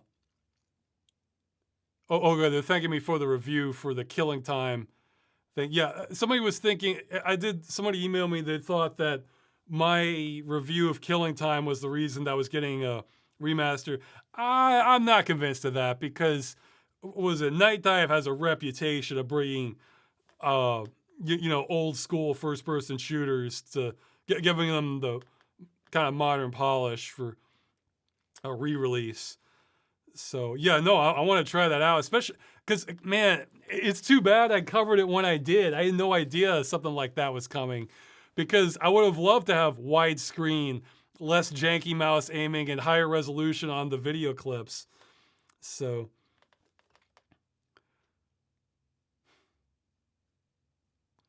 Somebody's saying NASA is basically sterilizing everything before we send those to planets, given the liquid water on those planets. Well, I think that's being kind of silly then. I mean, I think the only reason you would want that would be if there was some super bacteria that could survive the vacuum of space. You don't want that growing on your equipment that you're sending to Mars or wherever. Okay, I guess it's not completely silly, because if you're looking for evidence of life on Mars, or Europa, then yeah, if we're sending some of our own, that it's going to contaminate the results. So okay, yeah, that does have some scientific merit to, not, because if you're trying to find out if life did used to exist, then that just scatters all the results. So yeah. Yeah, that's valid. Yeah, but you don't have to worry about damaging the planet. Is what.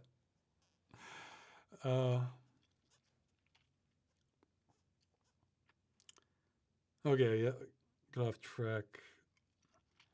Oh yeah, let's see. What? Oh yeah, what strategies do you use to cope with the continuous stress of trying to survive on a budget? They're saying they're doing worse at college because of being worried about a lot of things at once. Could use advice from someone more experienced. Okay, well, unfortunately, there's not going to be like great answers for you. But I mean, I'd say the most helpful answer I can think of is try to figure out like end goals and backup plans, because I can deal with a whole hell of a lot if I feel like it's temporary.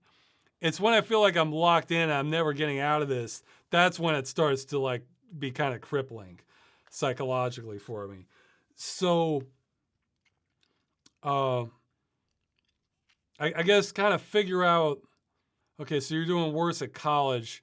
Well, you know, it's not the end of the world if you do end up having to stop a semester of college and just work for a semester. If you can find a job or something. I have done that more than once. So it's so if everything you're taking on just isn't going to work out, like financially or something else, you know, it's again, it's not the end if you have to realize like, okay, this is just too much and we're going to have to modify the plan here. It's not going to be as smooth as we thought it was. And I guess, yeah, I mean, I guess like look at like what the stresses are and figure out, well, which one of these are solvable and over what period of time. And if that feels intolerable, then you kind of have to do something to kind of, you know, kind of intervene sooner than that, even if it causes problems elsewhere. And then figure out like, okay, well, which path is like the least amount of problems for you personally. And, you know, again, when I did the Cult Tycoon episode, I was only half joking about, what was it, the Foundation for Intentional Communities. You know, you have the option of just saying, like, that's it. I can't take society the way it's set up. It's just too stressful. I'd rather be a farmer. I'd rather be a poor farmer in the middle of nowhere than do this. I think that is achievable. Like, if you look at those groups, and I think there are people who would have you and you would get room and board in exchange for you doing a lot of farm work, and you would get to know people, and that's the whole idea, intentional communities, you know. So I'm not saying that's the best option, but I'm just saying, you know, you can come. There sometimes are solutions to problems. It's just they can be very outside the box and bring forth different problems, maybe ones you can tolerate better. So, yeah, and there's, you know, and if you're in college, I mean, I guess, see, without knowing more about your situation, I mean, I guess it depends, like, how badly do you want like the career that you're going for probably from college. Yeah, I've heard even that's kind of a shift of college in general, because I think like traditionally the focus of college is for better education. Those are for people who want to learn. Where, I mean, yeah, there's still plenty of that, but there's a lot of focus for most people. It's like, no, college is what we need to get a degree so we can have a career so that we're in a better situation down the line. And those are kind of two different things very often. So, yeah, I mean, depending on the career, you know, you might, if like, let's say the career you're aiming for is just something you think is okay, but isn't necessarily like a dream job you're aiming for, it might make you question everything you're doing. And again, maybe something like a community college or a trade school might make more sense for, well, you know, I was going to work for NASA, but then I thought, well, maybe you don't really want to work for NASA, and then I just want to be a plumber and just to pay the bills, and it could pay even better sooner. So, again, that's a more extreme example, but, you know, don't assume what's been maybe laid out for you or what you've been told is necessarily the best option, because maybe the presentation of it is the best, but that may not reflect the reality that you might be facing. I mean, shoot, I've heard now, even like, I think a lot of I think there's been like a lot of pressure on coding jobs from AI. So yeah, it can be tricky trying to plan for the future. Um, oh, somebody's asking, they contacted Video Game History Foundation. I contacted them too, but then I never got a reply. Maybe my email just, and it's not in spam either because it's been less than 30 days. Because I have like these checks I do in the spam folder. I don't know, maybe my email just doesn't go through in some things, but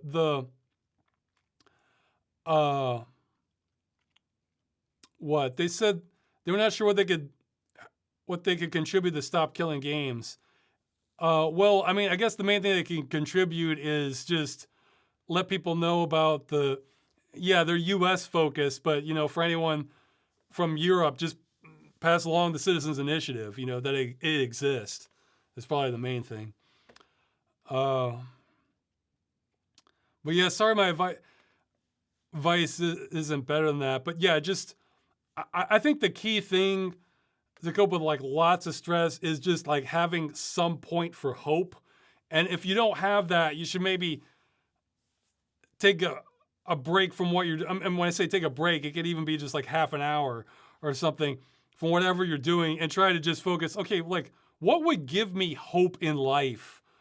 And if there is nothing, then you might want to, maybe you do need to see a psychiatrist in that case. But again, as someone who's had major depression, but if you do have things that you have hope for, focus on that and then figure out like, okay, well, which of these could I maybe do without, or which of these I can maybe put off?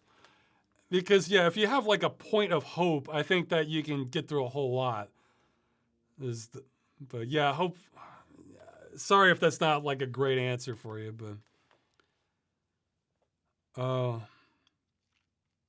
but yeah, if you're continuously stressed, it's possible you're taking on too much, even if you're in a position where it feels like you really need to take on a whole lot.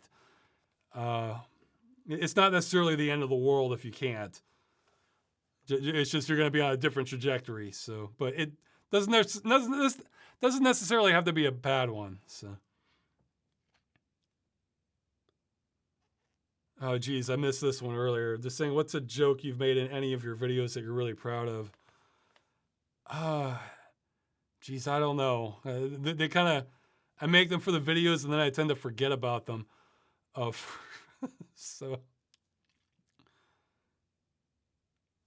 Okay, let's see. Oh yeah, this was I haven't heard of this one. Would you be interested in reviewing the ITX Llama motherboard?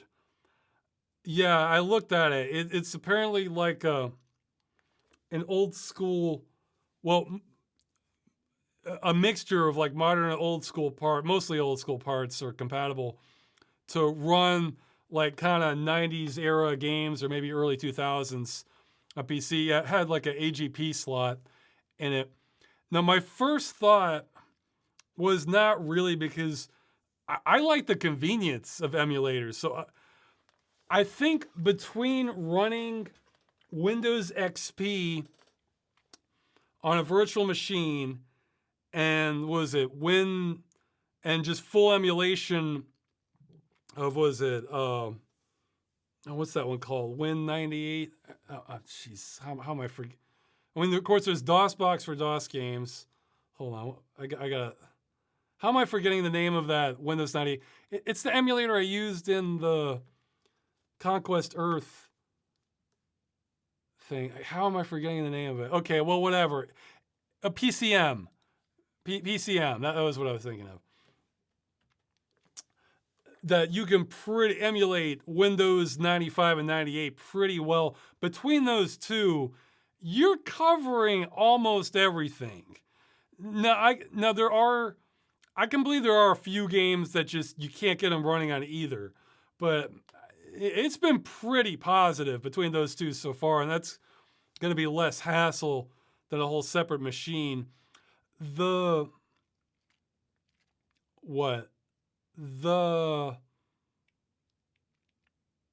shoot, lost my train of thought. Okay, When it's not, oh yeah, okay. Now, but that was my first thought. Then I realized there is one thing I can think of that I haven't seen done with emulation, is that for games that you can't run natively, like on a, well, actually, yeah, that's right. I was looking at, yeah, for games that you can't run natively on a modern machine, because even natively, like stuff like DG Voodoo 2 opens up a lot of doors, in my experience. But I think there are a few titles out there with hardware anti-aliasing that it's possible there's no software solution now, like on a modern system. So between PCM, something like a virtual machine like VMware, or on the modern machine with like DG Voodoo 2, the compatibility just is, it's possible there might be a few games like that. So if you wanted to hunt down an old video card, I guess, well, I guess the Voodoo, was it the Voodoo 3 had anti-aliasing, and then later some early G-Forces did hardware support. There might be a few fringe cases that that kind of hardware would pay off for it. Now there are some people who just prefer having the old hardware, and this is, yeah, this is pretty close to that. I think you would still need to get a legacy video card, which probably wouldn't be cheap now, actually. So yeah, there's some people who just want everything as authentic as possible, whereas I'm just in the camp where I just want as nice an experience as possible. So I don't have that much interest in it, but yeah, you could do. I could see a few fringe kind of activities that would you would need more legacy hardware for to pull off. Like I think there was some games like I think Descent 2 is one of them where it had a patch for the S3 Verge, or yeah, like some real early 3D accelerated games you might want early hardware for, where there was only ever that patch, but there weren't too many of those. I think one of them had like a Matrox. There was like a patch that only worked on Matrox hardware, or yeah. So, but I mean, yeah. Or there was this neat video a YouTuber had where he got like the 1.0 version of Doom, where in the original it supported multi-monitor. It had multi-monitor support built into the game. So he hooked that up to like some actual CRTs to play it, to have like triple screen authentic era authentic triple screen gaming on Doom.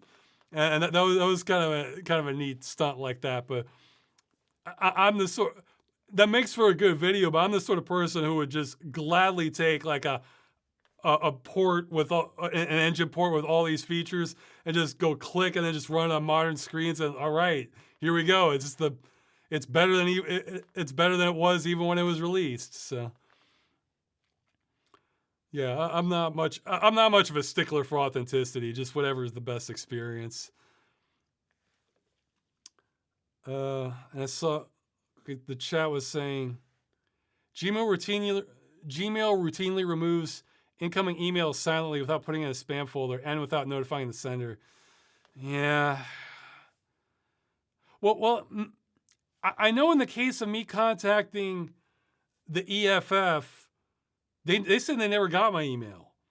So I don't know. See, I would not put this past Google at all, but I would hope their algorithms will be as such that if I have actively replied to an email, or if someone is replying to one I sent, as it is, it originated from my account, that would automatically not get flagged as spam, because that shows like this is a deliberate act on my part. But I can totally believe they're ignoring that. I don't know. Saying, are you proud of what Ireland has done? Look, I'm happy for everyone who's been able to help with this. So, yeah, I mean, with the ECI, I mean, yeah, Ireland counts for sure.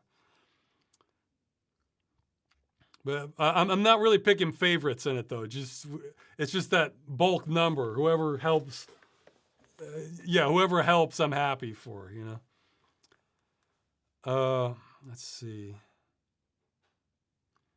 In your game mentioned The Last Stand during its sequel, you stated that you'll have to check back 10 years and see if it's still too slow. I guess I should address that in a follow-up episode, but that would be an interesting test. Do it because my CPU is faster now, but I don't know if it's like 10 years. Like my CPU, I think was released in 2019, so it's not like. But that's enough for a decent test. But The Last Stand, they released a package of the old Flash games repurposed for PC on Steam. So I imagine they worked out any kinks in it, but I think I still have the original Flash file, so I could test the Flash performance, and then I guess I could test the official Steam copy now. And so I imagine the Flash one still will be too slow. So.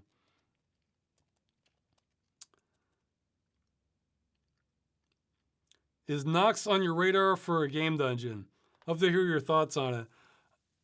Well, Nox, I played a little bit of, but not a lot. I love the intro for it. It's great. Just some dude getting transported to a fantasy world. But it sort of seemed to kind of not lean into that as much. Whereas I thought they were doing a good job with it. Just a more fish out of water character. Where it seemed like he was acclimating pretty fast. And I don't know, the gameplay, it was just sort of... Okay, my memories are a little blurry on it, but I just remember it feeling sort of so-so and like not blowing away. But it was interesting that like each class seemed to be like almost its own story. So I thought that was a strong point of it. Where like if you're playing as a fighter, that's going to be very different than playing as a wizard or something. So yeah, I have respect for that kind of thing. But I mean, maybe it's not really top of my list or anything though. Okay. I'm going to skip some. Someone's asking what happens to the movie if I suddenly passed away. I'd rather survive. So it wouldn't get made, though. Would you ever play a tabletop RPG if you had a game master and other players to play with? Yeah, I might. I mean, it's the sort of thing where I kind of like it as a social thing, but my love of turn-based combat is no less in tabletop games. If anything, it's even worse than the computer games because you usually have to wait a lot longer. I mean, in those games, it comes, okay, it's your turn. I spend 10, 15 seconds doing something. Okay, next person, and then it's going to be like another 5 minutes before it's my turn. So, I like the storytelling element of it, but not the combat so much. Okay. Oh, okay. They're saying, this is like one of those sandwich triple questions. I know you've left the U.S., but do you have any thoughts about the U.S. election? If politics is something you'd rather not talk about on your stream, I understand. Well, okay, I guess I can talk some about it. My standards are on the absolute floor for U.S. politics. Like they've dropped even lower than they were because it used to be the two things I would hope for from politicians would be one, don't start nuclear war, and don't poison the water. And I've kind of given up on poison the water. So now, like, pretty much the only issue I'm hoping, like, just because I have no hope on other issues that I think of really making substantial difference to the general populace, other than systems that are already in place, And on don't start nuclear war, I honestly could see arguments for both parties as to which one would be more likely to do it. However, that gets nuanced, and the internet's not so receptive to nuance, so I'd rather not get into that. But at this point, I consider us not having mutually assured destruction. You know, the policy from the Cold War. Uh, if we don't have like nuclear Armageddon, then I consider that a win condition at this point. That's how below my standards are. So we're a hell of a lot closer to it than I'd like. And it seems to have ramped up recently. And I'll be completely frank, that has slowed down production for me because that does not help me focus. Oh, one thing, I did finally watch the Fallout TV series. And yeah, I'll say it lives up to the hype. I think I'd have to call it the best video game to film adaptation I've ever seen. I think they understand Fallout better than Bethesda, honestly. like the spirit of Fallout. But the part I bring that up because I'm going to spoil the first 5 minutes of it, so nothing beyond that.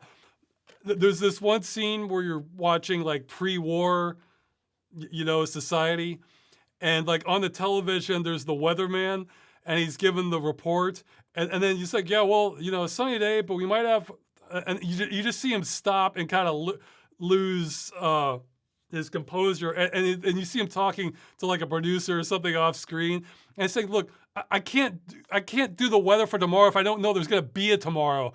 And like I was thinking, yeah, that's kind of where I am a little bit with my thoughts. I am happy. Yeah, the only silver lining is I am happy that there does seem to be more awareness that we are a hell of a lot closer to like nuclear brinksmanship than we should be. And it feels like for most of this year or the past year and a half or something, it seems like only independent news is talking about this, or just some interview with like a former DOD official who's like sounding the alarm on this. And just like from mainstream news and, active politicians, it's just like crickets. And that's kind of terrifying in itself. Cause like with the Cuban Missile Crisis, people knew about the Cuban Missile Crisis at the time, and it was kind of making everyone tense as hell. So at least there's a little bit more of that. So,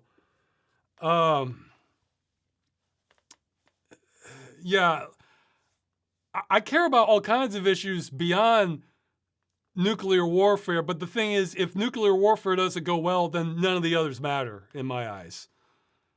And it's doing me, if I'm being honest, it's doing me no favors talking about this, because if something happens, then anything I'm saying doesn't matter anyway, and everybody's just focused on long-term survival. And if my fears are unfounded and nothing happens, then I just look like a crazy Chicken Little here saying the sky's falling and it's not, and it's just like, all right, worrying over nothing. So it's lose-lose for me talking about this, but I'm glad there is more awareness lately, at the very least. So, yeah, it's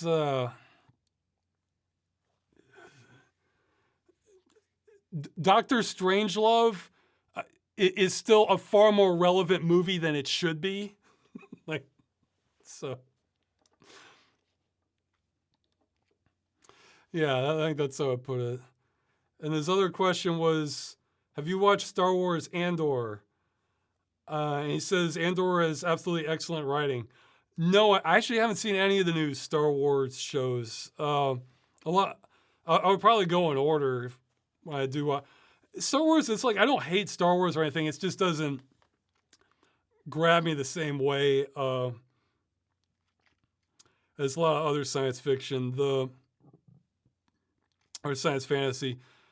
A lot of people are saying The Mandalorian was good. I think that was like the first of the shows. The last Star Wars movie I saw was just like the third of like the new trilogy that Disney did. Like I didn't. Okay, no, I didn't see Solo, but I did see.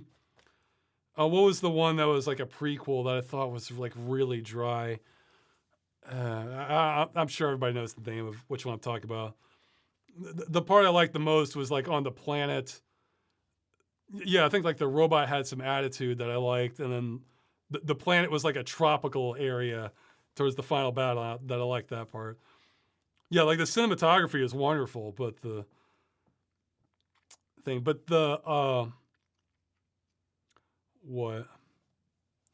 See, somebody's saying they don't want to survive nuclear war and rebuild society. Oh no, I want to survive. I mean, I don't want radiation poisoning like that. Yeah, that part would be hell. But Rogue One. Thank you. Oh yeah, okay. I will stir the pot a little bit on politics. I've seen what I think is just an idiotic counter argument that of people saying, no, you don't need to worry about mutually assured destruction because Russia's armament is old from the Soviet era, the nuclear armament, and hasn't been maintained, so a lot of them don't even work. It's like, that's not how this works.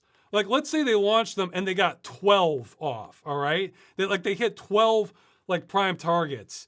Well, then the U.S. would probably respond with hundreds, and like then it's on. Like like then the damage is basically done. Like you don't win a nuclear exchange. Nobody wins it. That's like the lesson that's been like tried to been beaten into culture for like generations now. I mean, so it's just I think the people saying that just don't get it. Like that I'm not worried. Well, I mean, yeah, it would be awful in itself, but the consequences of one nuclear warhead going off, depending on the conditions, no, that's not end of the world. It's the retaliation response from global superpowers. That's the threat. So if you have hundreds or thousands going off, then it's game over. I mean, for, humanity. Well, I mean, there might be, that's something that's unclear to me is like how much, because yeah, if there was like special government facilities underground, yeah, they would survive, or maybe like some prepper types might.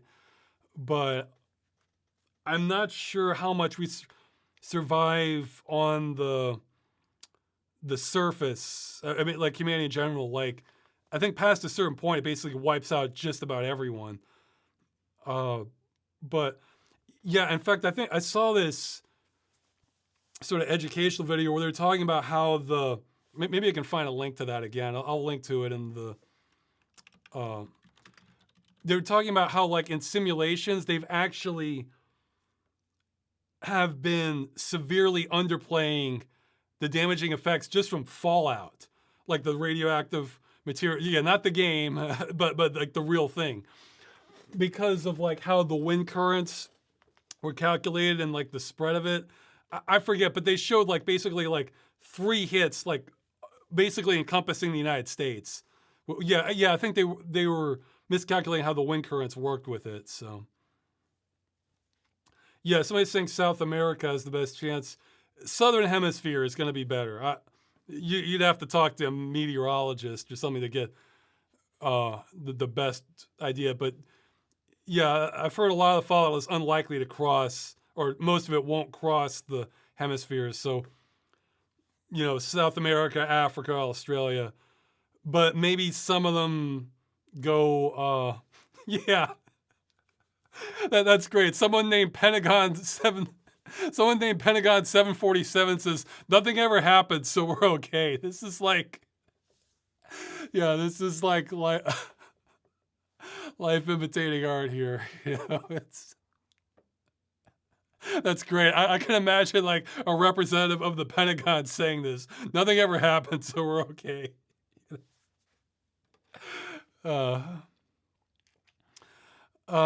Yeah, so yeah, I am very consistently against nuclear war, escalating towards nuclear war, regardless of political party, politician, whoever. You can go back years on these streams, and I've said as much. So there's too many people who don't realize how bad it can be, and this is just. Yeah, well, I guess another thought I had is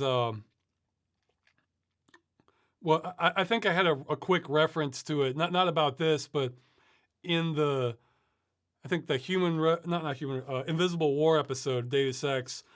I think there was I forget if it was like a movie or a show or like a short miniseries or something. Like I think it was called Parallels. I had a clip from it where I showed like the ammo, the universal gun that can use basically any cartridge or uh, bullet or shell or bullet. And in that, they're kind of jumping through different realities. And what they find is in several of them, we've had nuclear holocaust essentially. Like I think I forget what the ratio was. It might have been almost like a third or something. So they're just jumping to different realities, like of Earth. You know, like different events happen in the past, so things played out differently. And like a third of them, we've had nuclear war. So I mean, yeah, it's just a show or something, but I feel like there's like a little bit of truth to that kind of speculation as the probability as to things could have gone poorly, and we've had a lot of luck too. So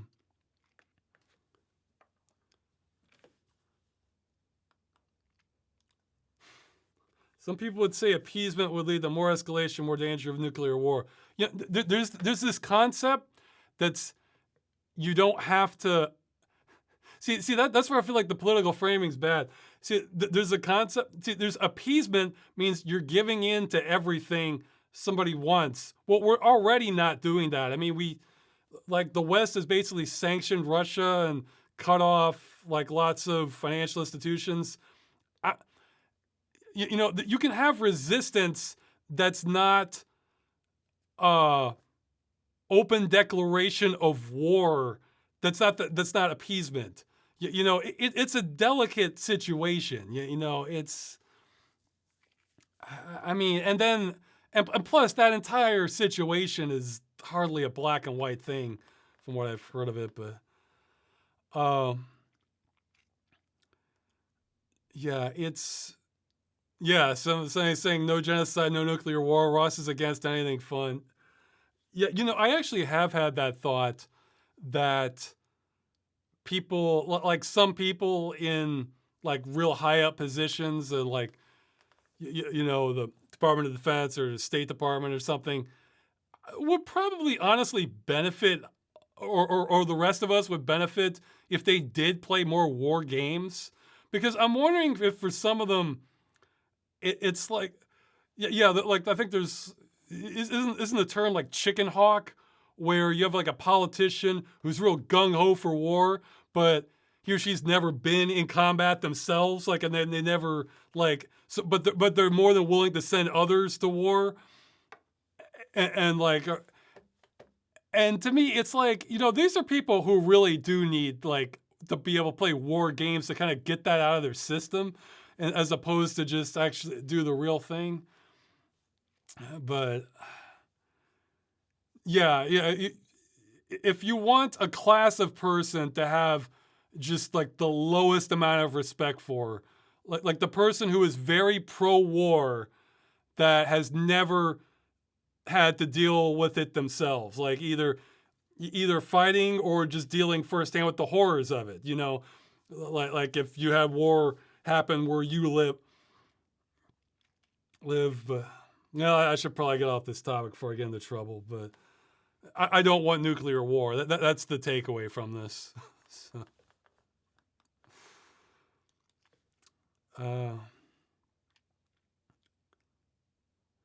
oh yeah. Well, what do you think helps or would help a game to be effective as a tool for education? Do you think it's better for it to focus on conveying knowledge or help players enter the right frame of mind to understand a given subject? Well, I'm hardly an expert on what's most effective for education. However, I will say I think games have fantastic potential for education.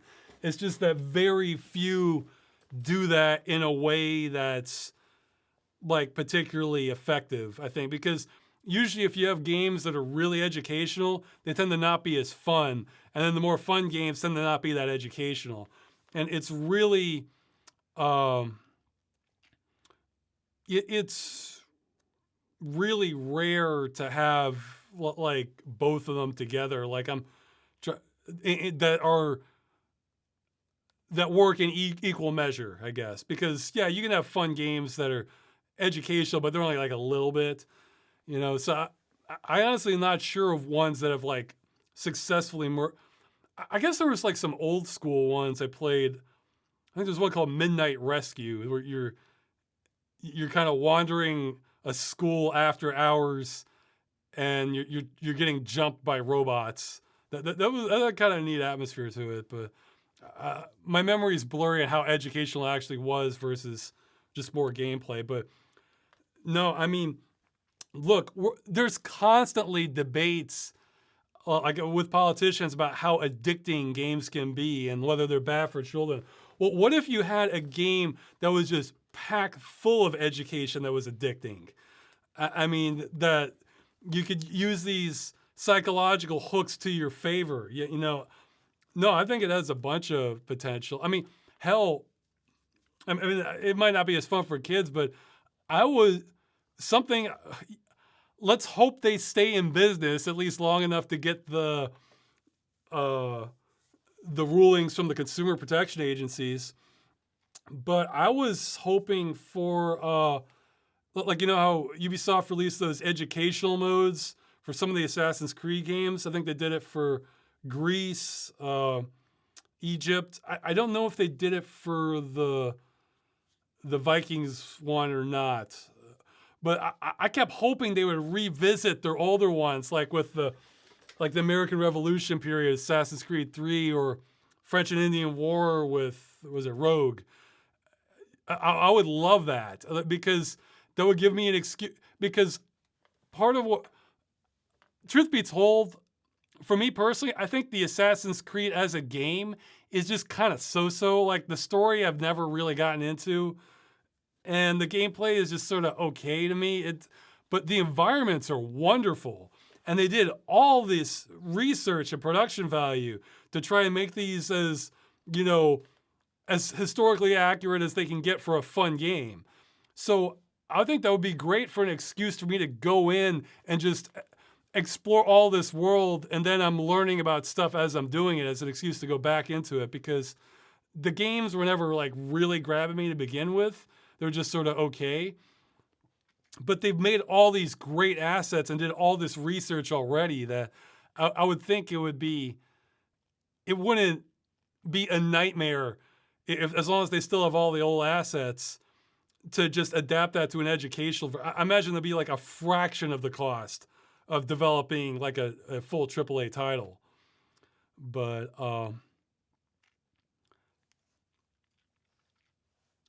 let's see. What was I going to say? But yeah, I think there's tons of potential for educational games, but I'm not up to what's going on so much with those. I guess the problem is they need funding, and maybe that's hard to come by. Schools in general can have a hard time getting funding. Because I was thinking, even educational games, a lot of them tend to be just for kids. Whereas I don't know many for, like, let's say for high schoolers, like what would, I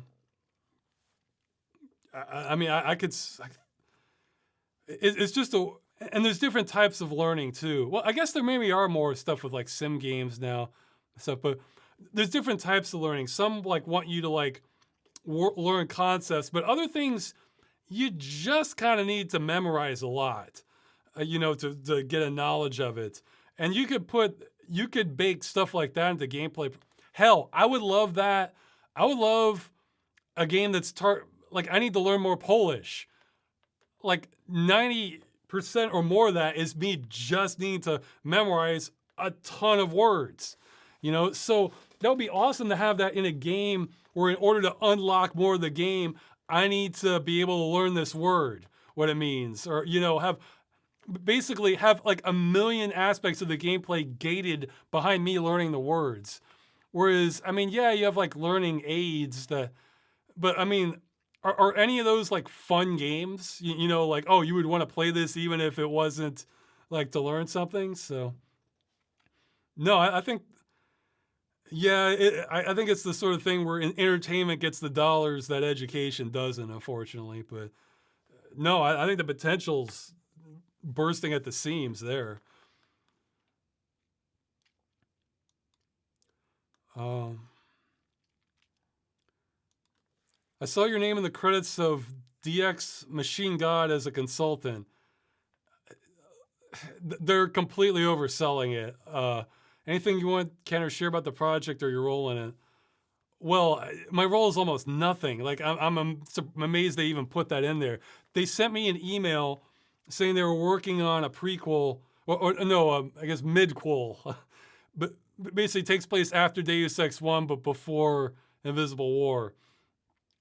And I just kind of gave my thoughts on it, but I said I was kind of too busy to be really able to help with the writing. If I was going to do something like that, I would need to consult like a lot of people to try to have like a worthy successor. Plus, Invisible War kind of, yeah, I feel like it kind of screwed them. Well, I mean, not them. Will end Human Revolution, where you know, there's only so much operating room in between the two. But yeah, what I said was that, you know, one of the strengths of Deus Ex was it's kind of taking its best guess at kind of predicting a future environment that's held up really well.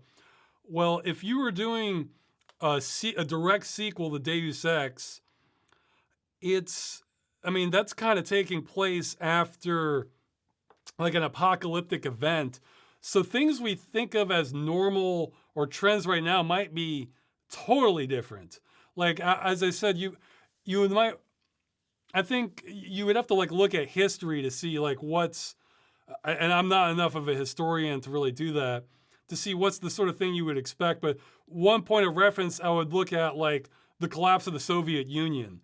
Like that's an example of like, okay, well, what happened after that? It's like, well, you had like a rise in crime and like more disorder and that sort of thing. But see, or like I mentioned in that Star Trek video I did, like if you're talking fiction, this could be like a real crossroads for where civilization goes, because maybe it kind of bunkers down to sort of like a more regressive or insular culture as like kind of a protective measure, or maybe there's like a lot of wars and that sort of thing, or maybe it just gets kind of anarchic. You could see things going a lot of different ways, or maybe order's restored, but there's a lot of crime and corruption also.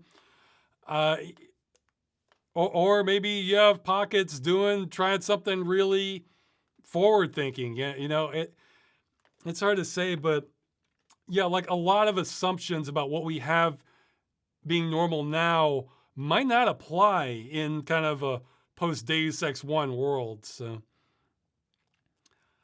And so I kind of gave thoughts along those lines, and that was about it. So it was just an email I sent. So, I mean, I guess if they want to use my name on it for publicity, that if they think that would help, I mean, that's fine. But they're totally overselling what I did. I mean, I sent a reply email.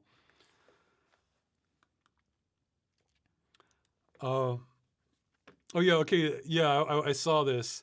They're curious what I think about the glasses free 3D technology showcased in this Linus Tech Tips video. Yeah, I watched, basically it's a stereoscopic monitor that works glasses free using science I don't understand, but probably could understand if I spent a lot of time trying to figure it out, but I'm not, that's not a driving force for me. Well, a couple thoughts. Oh yeah, they're saying, do you look forward to this tech becoming better or more affordable? Or do you think VR with your 3D theater solution would still be the best way to go in the long term? Well, I think that depends on the person, but the thing that jumped out to me with this was that he said like, okay, well, no, he said it was just like one game, so maybe not. Because he was doing like Lego Star Wars, and he was talking about ghosting or like effect. I was thinking, I don't want that. I do not miss that from the Elsa Revelator glasses. I am so happy not having ghosting in VR. It's just not a pleasant feeling. I definitely don't want to go back to that. So if that's, however, on the flip side, in VR, the motion sickness should not be underestimated. Like so if this could solve the motion sickness, yeah, that might. I think I'd have to try it myself before I could really pass judgment on it. But I mean, it could have potential. I will say, I think with like all certainty, you're going to have a better 3D effect through VR. Even, even with all these hacky programs and stuff. Yeah, I've been doing more testing on that lately. It's, I think there really are some parallels between getting games working in VR or stereoscopic 3D versus Linux gaming. Because in both cases, most of them don't natively support it. You're using all these hacks to get it working, a variety of program. Sometimes you have to do a lot of configurations for them. And in both cases, but in both cases, like the support is way better than it should be for what you're trying to do. And because on the VR side, I've actually been having a lot of luck lately, because the best is to have like a native VR mod that somebody made, but now there's that Unreal 4 and 5 engine injector that works. I tried that out. It was flawless, as you could hope for a hack.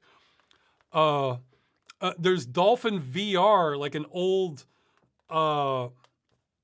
fork of Dolphin, which is for, Wii and GameCube emulation. I think maybe even Nintendo 64 too. That one can be near flawless. I gave that one a shot. That one's a little more hit or miss, but when it works well, it's just, you couldn't ask for better. And then there's VorpX for like the 3D stereoscopic effect. And I might have to be kinder to what I said about super depth 3D in the past, because I found out there was this automatic depth setting. Well, I discovered two things that made it way better for some games I tested. One was there's this automatic adjustment setting that, man, turn that crap off. That screwed up so much for me. And the other was you can push the depth higher than 100%. You have to go into the config file. You can only push it to 125, but that's usually enough. I got I replayed Need for Speed 2 in stereoscopic 3D. That would, like, I never would have thought I'd be able to do that, but so yeah, it's I'm really optimistic. I think right now, if you like 3D effect, you have access to just hundreds of games now with VR. Though it's not a I want to say plug and play. It's not a just start the game and go experience. You have to do a lot of fiddling around with it, but for me, the payoff is worth it.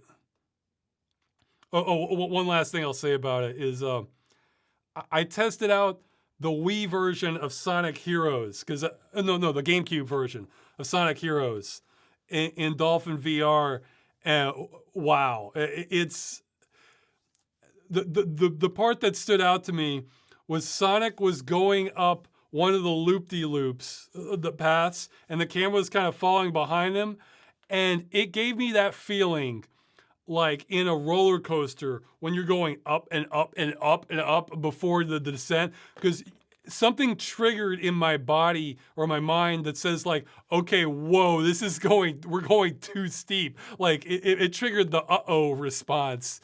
So that was a trip doing it. I can only do that in like medium doses though, because yeah, I'll get sick if I do that too long. But I can do it like 15, 20-minute chunks at a time. And for any of the diehard Sonic fans out there, you don't know what you're missing by not like trying one of these hacks in VR. Like if you ever wanted to go into the world there with Sonic, I was surprised how big Sonic looked actually when the camera gets close. So, okay.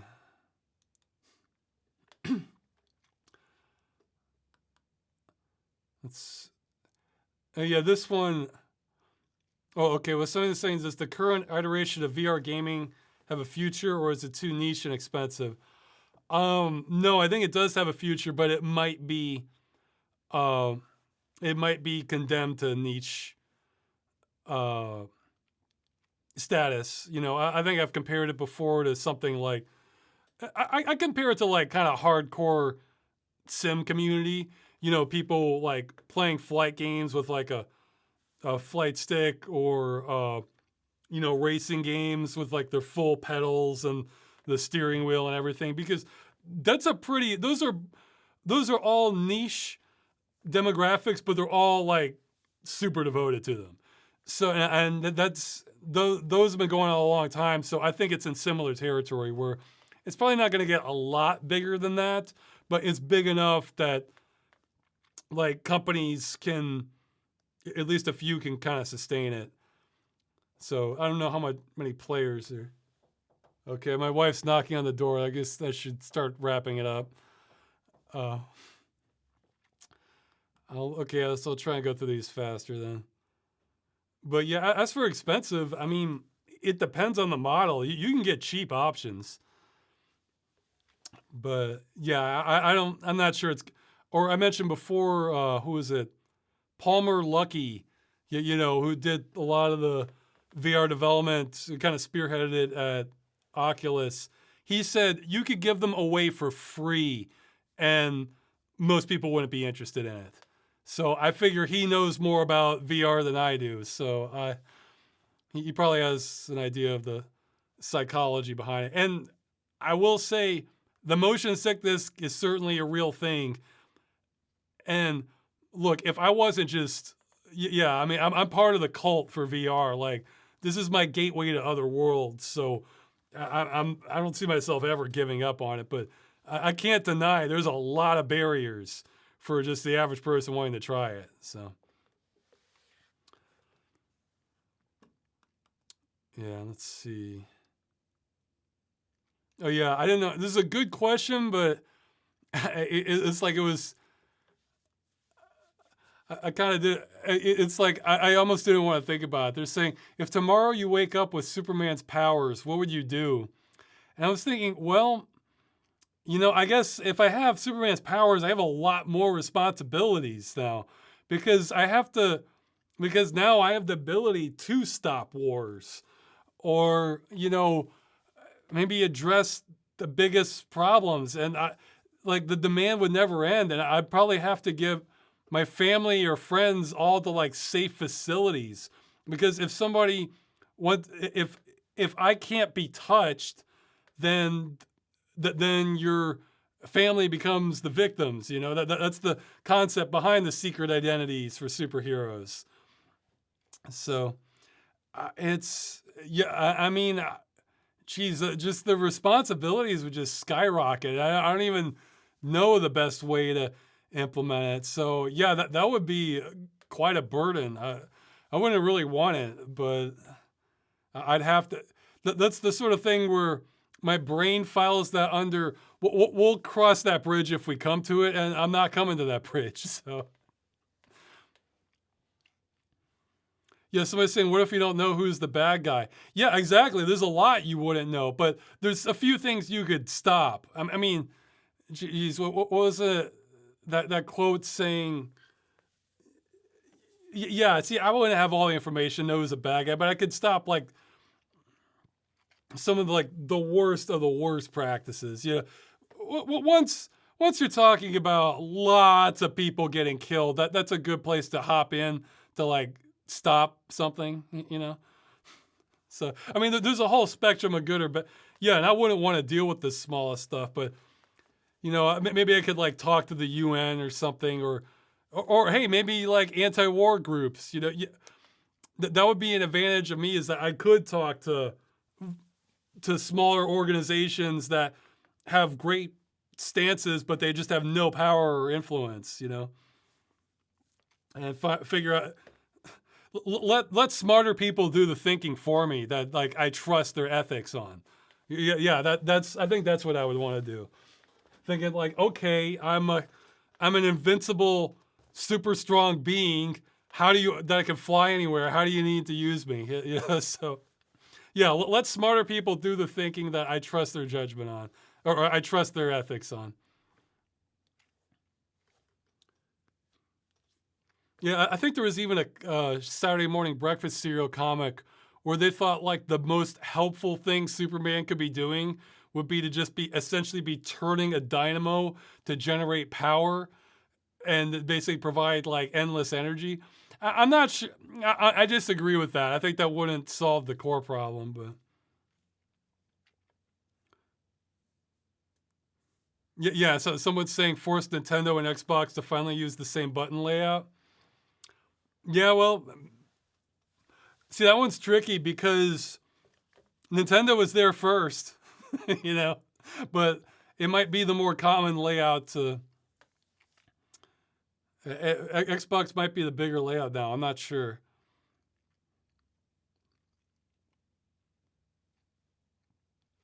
Yeah, I think that's the only. Could I stop game destruction with Superman's powers? Well, not directly, but yes. Because, well, I mean, yes, I could as like if I wanted to go super villain, but I wouldn't want to do that. What I would want to do is just use my status as a super being as a megaphone, get that solved. But the thing is, there'd be hundreds of other more important issues. But yeah, I could do that on the side. So, because if Superman's saying, "Hey, you should do this right now," I bet we could get enough. Hey, you know what? I bet all I would have to do is just mention it. That would get enough signatures for the petition, and then the rest takes care of itself. So I wouldn't even, because the petition I think would do it. I mean, not the petition, the citizens initiative. I think the rest of it will fall into place. But yeah, I think there'll be so much responsibility. I'd want. I wouldn't want that on my conscience. I want like a committee I have some trust in that could think about it for me and just say, and just be like, okay, go there, take out this facility. Okay, you got it, boss. Just do that. I go back, have fun or something.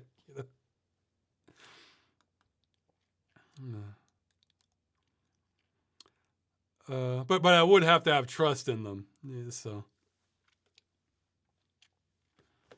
And I would probably get just anyone in that position would probably get the ire and hatred of a significant portion of the populace. So, I probably would need a fortress of solitude of sorts, but.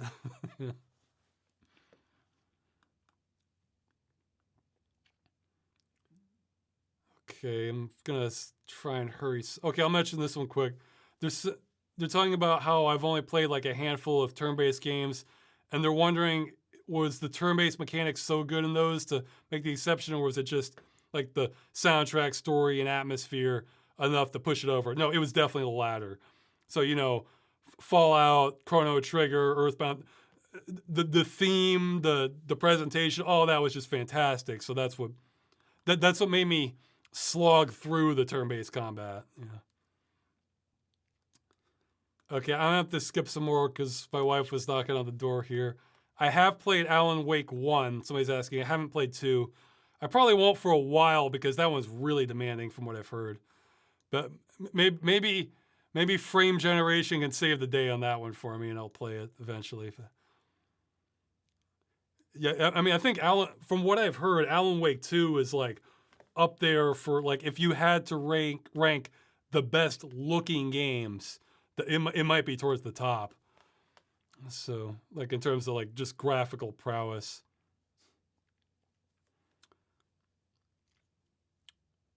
Yeah.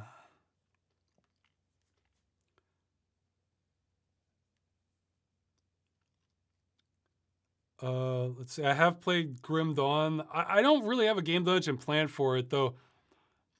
I mean, I thought Grim Dawn was okay. I mean, it was fun, but I thought it felt a lot like It felt like Titan Quest with like way more options for your character, and I like the world of it. I love the game world of it. That's actually one. Let's see, what engine was Grim Dawn? If that was Unreal, then okay, no, it's its own thing. Iron Lore engine, Path engine. Yeah, too bad. Well, I can probably still use Super Depth 3D on it, but if it was Unreal, then I could get full VR on it, and then I could combine that with the ground level mod to walk all around in the world. So, someone's asking if the Siphon Filter games have ever been on my radar. Okay, I should do it for the taser that sets people on fire alone. Well, maybe.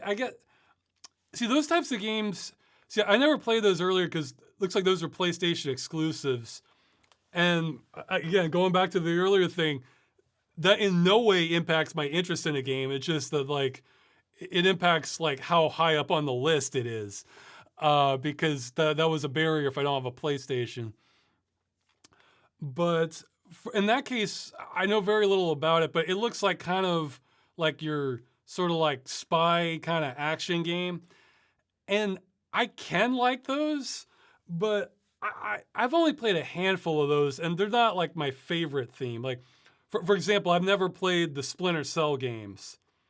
But, I mean, I have played like The Division and Freedom Fighters. But I have played Alpha Protocol. So, I mean, like sometimes if they kind of grab me, I can get into that, but I don't really go out of my way for those. And I was thinking for that era of game, I tend to prefer things that are kind of more fantastic and over the top.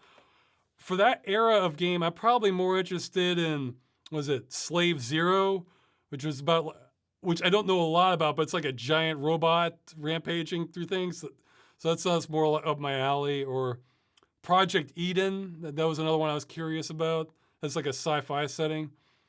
And for PlayStation exclusives, I'd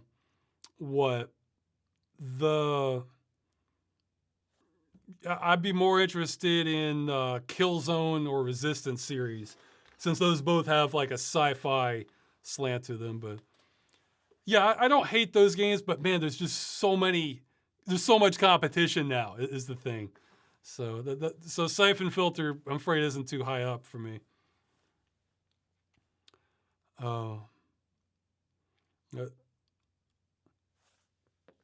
Okay, skipping some more. Someone's asking one of my thoughts on mobile GUI, like phones, tablets. I barely use them enough to have a good answer for that. I think somebody else who uses them way more. Ironically, I use my tablet basically every day, but I just use it to read. Like, that's all I do is I just sideload books on it and just use it. I don't even connect it to the internet. So.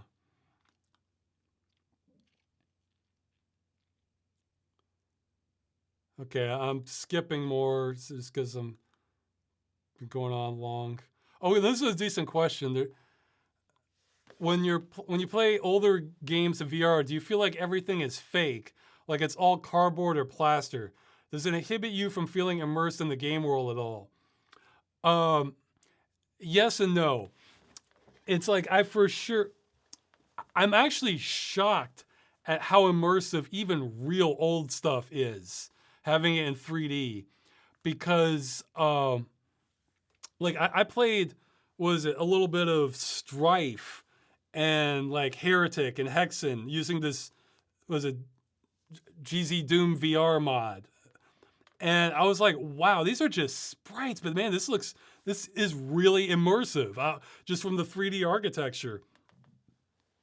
And this, you would think that that would completely collapse the immersion because then you see everything's a real flat sprite, but no, my brain latched onto it so much. That said, usually my biggest nemesis in an old game running in stereoscopic with 3DR is the Skybox. Because actually that happened in Need for Speed 2. I had to turn it off. That happened to me in Unreal, and that kind of made the outdoor scenes not so good. Where because it's kind of a trick with the Skybox already, the depth of it is calculated kind of close to your face. So you'll be able to look at the sky and it looks like the sky's in your face, but everything else is correct. And it creates an awful feeling. And that can really kind of wreck the game somewhat. If people have advice on how to fix that in these hacks with super depth 3D, by all means, let me know. So yeah, and yes, old games can absolutely look like they're like movie set props or everything, but I don't know, when I'm in there and like that's the whole world I'm surrounded by, my brain just kind of meshes with it and it works. So, but you're right, like the older the game you get, the more you're gonna see the cracks in the armor there for all the tricks they're using. Okay,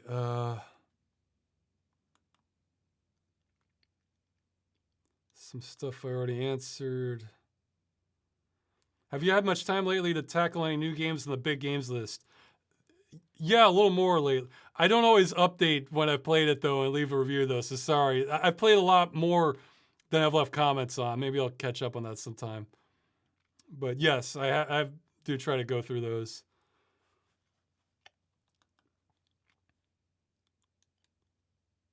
Yeah, I actually had some winners lately. The ones I played that I liked lately, Infernax, which it's basically a Castlevania 2 clone done with like modern sensibilities, and it's really solid.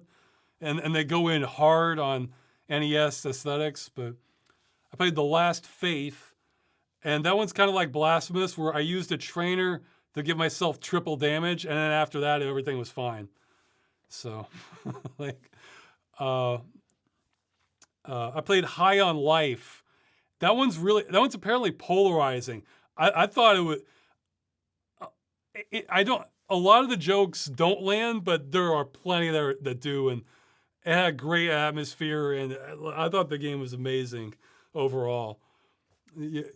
Yeah, it tries too hard on some jokes, or some don't land, but it makes up for it in quantity, because there'll be plenty that do. But some people hated that game, and I can understand where if the jokes aren't landing that you would hate it, but I laughed a lot at it.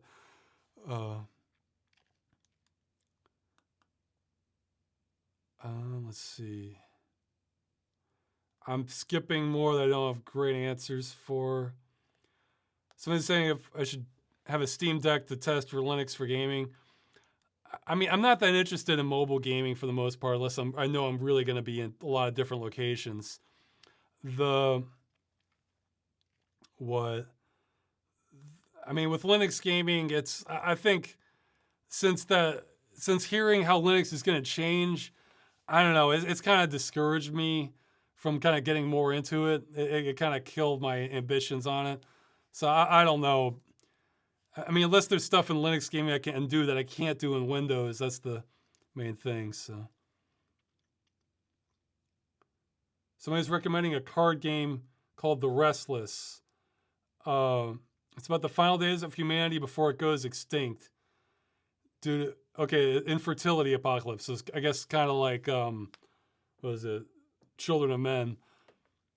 Due to the cosmic gods encroaching on reality. Oh, well, that part's not like Children of Men. Even if you don't play card games, I think the artwork is worth looking at. Yeah, maybe. I like good art from any source. And I finally cracked the outpaint just in the past day or two. I finally figured out how to do good outpainting on the sides of things. The trick was I needed to have a mosaic kind of layer first, and then it worked. And there's still like a dozen tweaks I have to do, but yeah, it finally looks good. So I'm finally gonna have the wallpapers I wanted. Just got a whole lot of processing now. But yeah, I guess for that theme, I don't mind Final Days of Humanity as a theme, but I don't like it when it's like they're going out of their way to be depressing. like one I'm real interested in is was it? Oh no, it's not. The old one, Stygian something. It's where basically it's kind of similar. Stygian Reign of the Old Ones. It's a similar plot as Sunless Sea, really, but basically part of Earth has been kind of sucked into this Lovecraftian existence, and you're just kind of surviving in it. So, let's see. Okay, I'll check the last few here. You guys can type live questions to @RossBroadcast. I'll try to get to a few of them quick. Sorry, I ran out of time again. So he's asking if I use keyboard shortcuts on the GUI video. Yeah, I use some, and I set up several custom ones. I bought Display Fusion, where you can kind of like hit a hotkey and then like make your window take up a third of the screen and position in different places, that sort of thing. I use those a lot. I should use more, but I think mouse gestures are still the best thing. Let's see. Oh, somebody's asking if Freeman's Mine 2 quotes were a reference to the beta. No, they weren't. They're saying, I should have come by boat. Okay, they didn't send guys on jet skis. If you told me you had a secret submarine base here, I think that would cheer me up.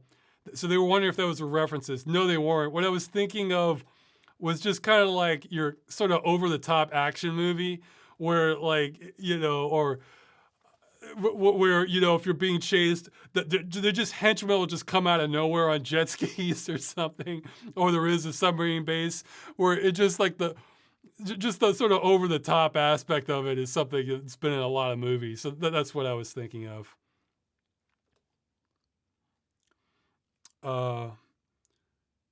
Let's see. Oh, this one's from 40 minutes ago at the bottom. Is any support for Windows 10 October 2025? Considering how bloated, unoptimized, and hostile Windows 11 is, I assume you plan on staying at 10 as long as possible. Do you think newer alternatives to Windows will pop up considering how unpopular and demanding 11 is? Will you be moving to Linux or some other OS? Well, yeah, I'll probably stay on 10 just out of. I don't think 11's the end of the world. I just think it's a pain in the ass to figure out how to clean it up, essentially. And I already had to go through a couple weeks of that just for 10. And actually, something I've been doing lately is installing the most recent build of 10 on a secondary system and looking at all the new stuff, since I installed it on mine that I have to take out. And there's definitely some new services and more telemetry and stuff that. It's stuff where if you forcibly try to disable the services, it still stays up. So it probably has some registry key that's keeping it up. Man, there's a lot of research I have to do to kind of decrapify 10, but still have it be serviceable enough for gaming. Because there are these custom builds and stuff that just tear everything out, but then you can't run something that's like a DirectX 12 game or something, or mixed reality in my case. So,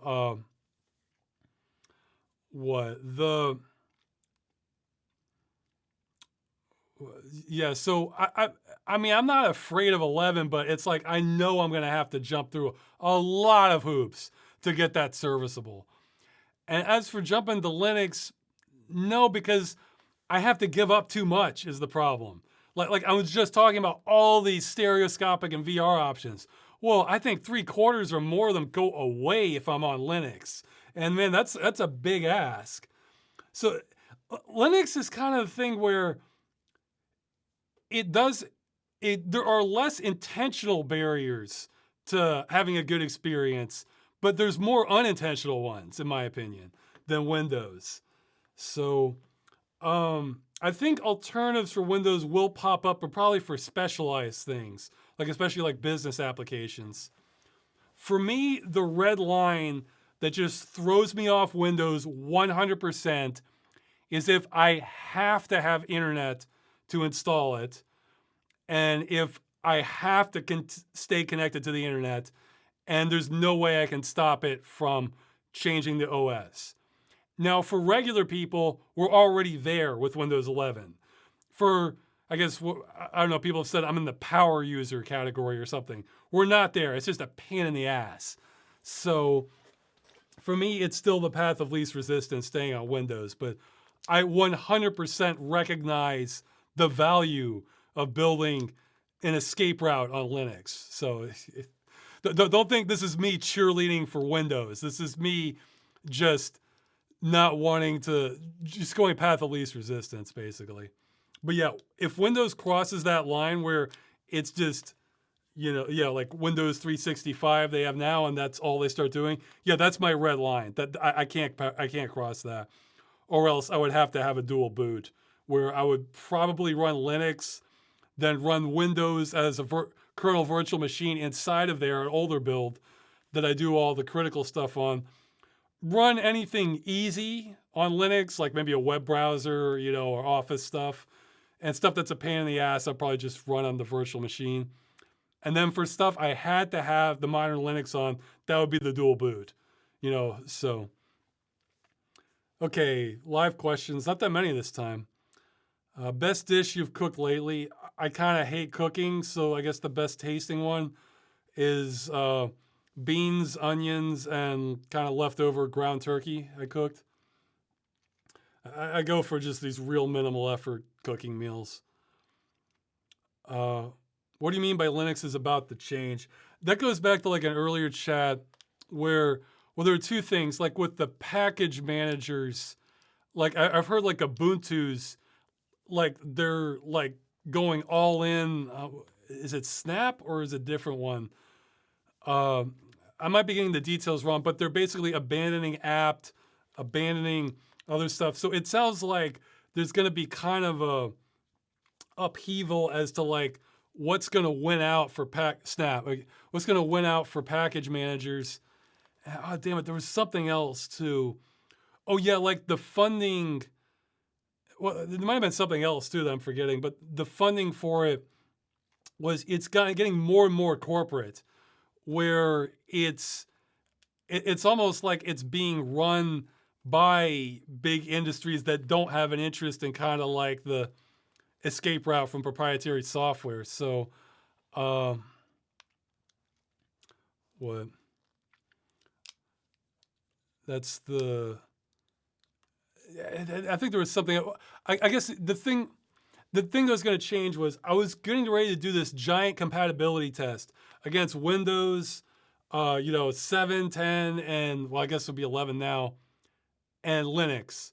And I was trying to find some version that would be as future-proof as possible for testing it, like so we could have like repeatable results.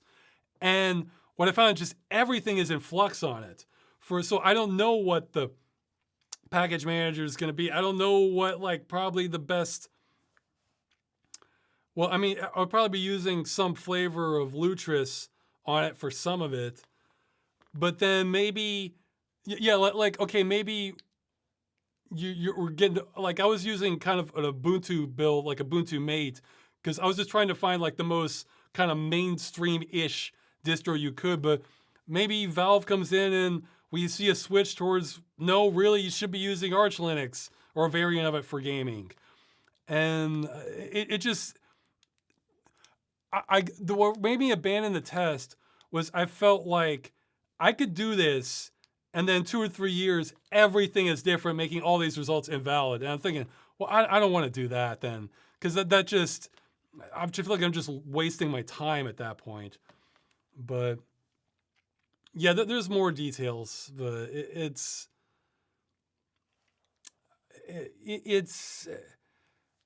like the fact that I don't know what's going to be kind of like the recommended solution for a lot of like gaming options, especially legacy games in the future. Then I don't know. It was, I found it discouraging.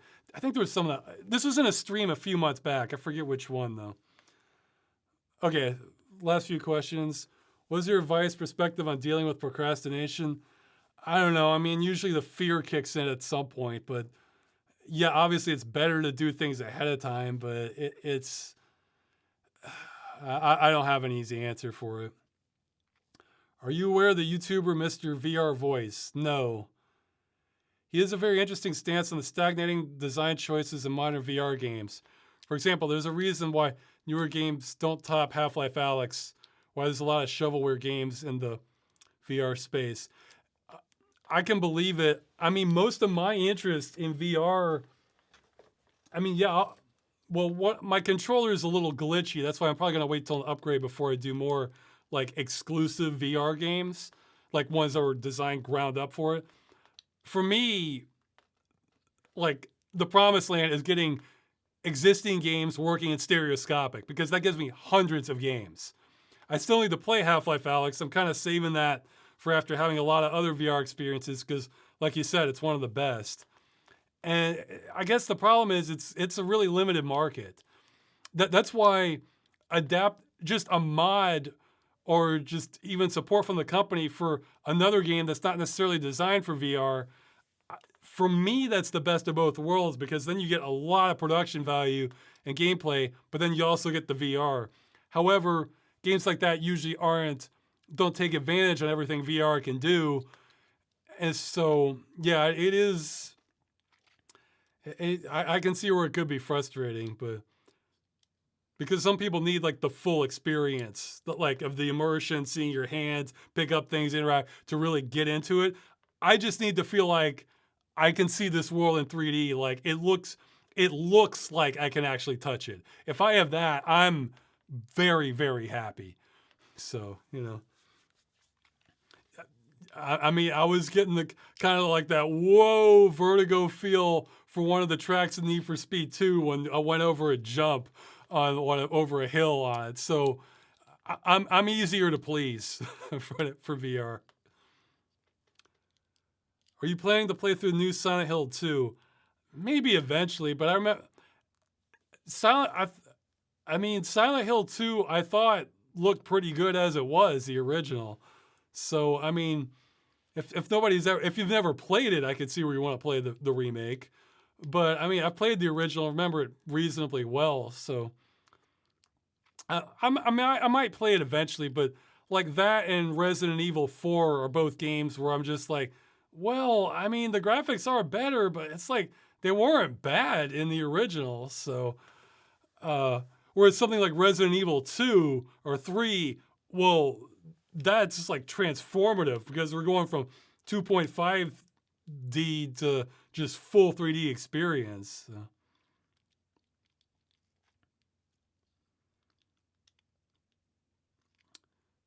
Yeah, so, all right, I should end it here. And yeah, for the questions, I feel, there's two, since I didn't see this. Since YouTube is turning to complete BS, you consider having a version of Game Dungeon the way you want it without having to worry about copyrights, etc. and posting on the, well, I mean, without copyrights, I mean, there's two layers. Copyright law still exists even without YouTube enforcing it. But the thing is, fair use exists, and YouTube can be notorious about not respecting that. So, and posting censor version. I mean, I'll try and find other places to put up the videos eventually, but this is more of a path of least resistance thing for me again. I haven't had to censor myself too much. Like, again, I left one clip out of Culpa Inata. I'm trying to think if I censored anything for Yuppie Psycho. I'm not sure I did. It's like I have kind of a feel for what pushes the boundaries and what doesn't. And most of the time I'm not trying to push the boundaries. It's just occasionally it comes up that this would fit well. All right, I need to get out and get to work on videos if Civilization keeps on running. So I guess that's a good place to end this. And hopefully Linux manifests into something much greater eventually. So, all right, I'm going to end it here. Thanks for watching.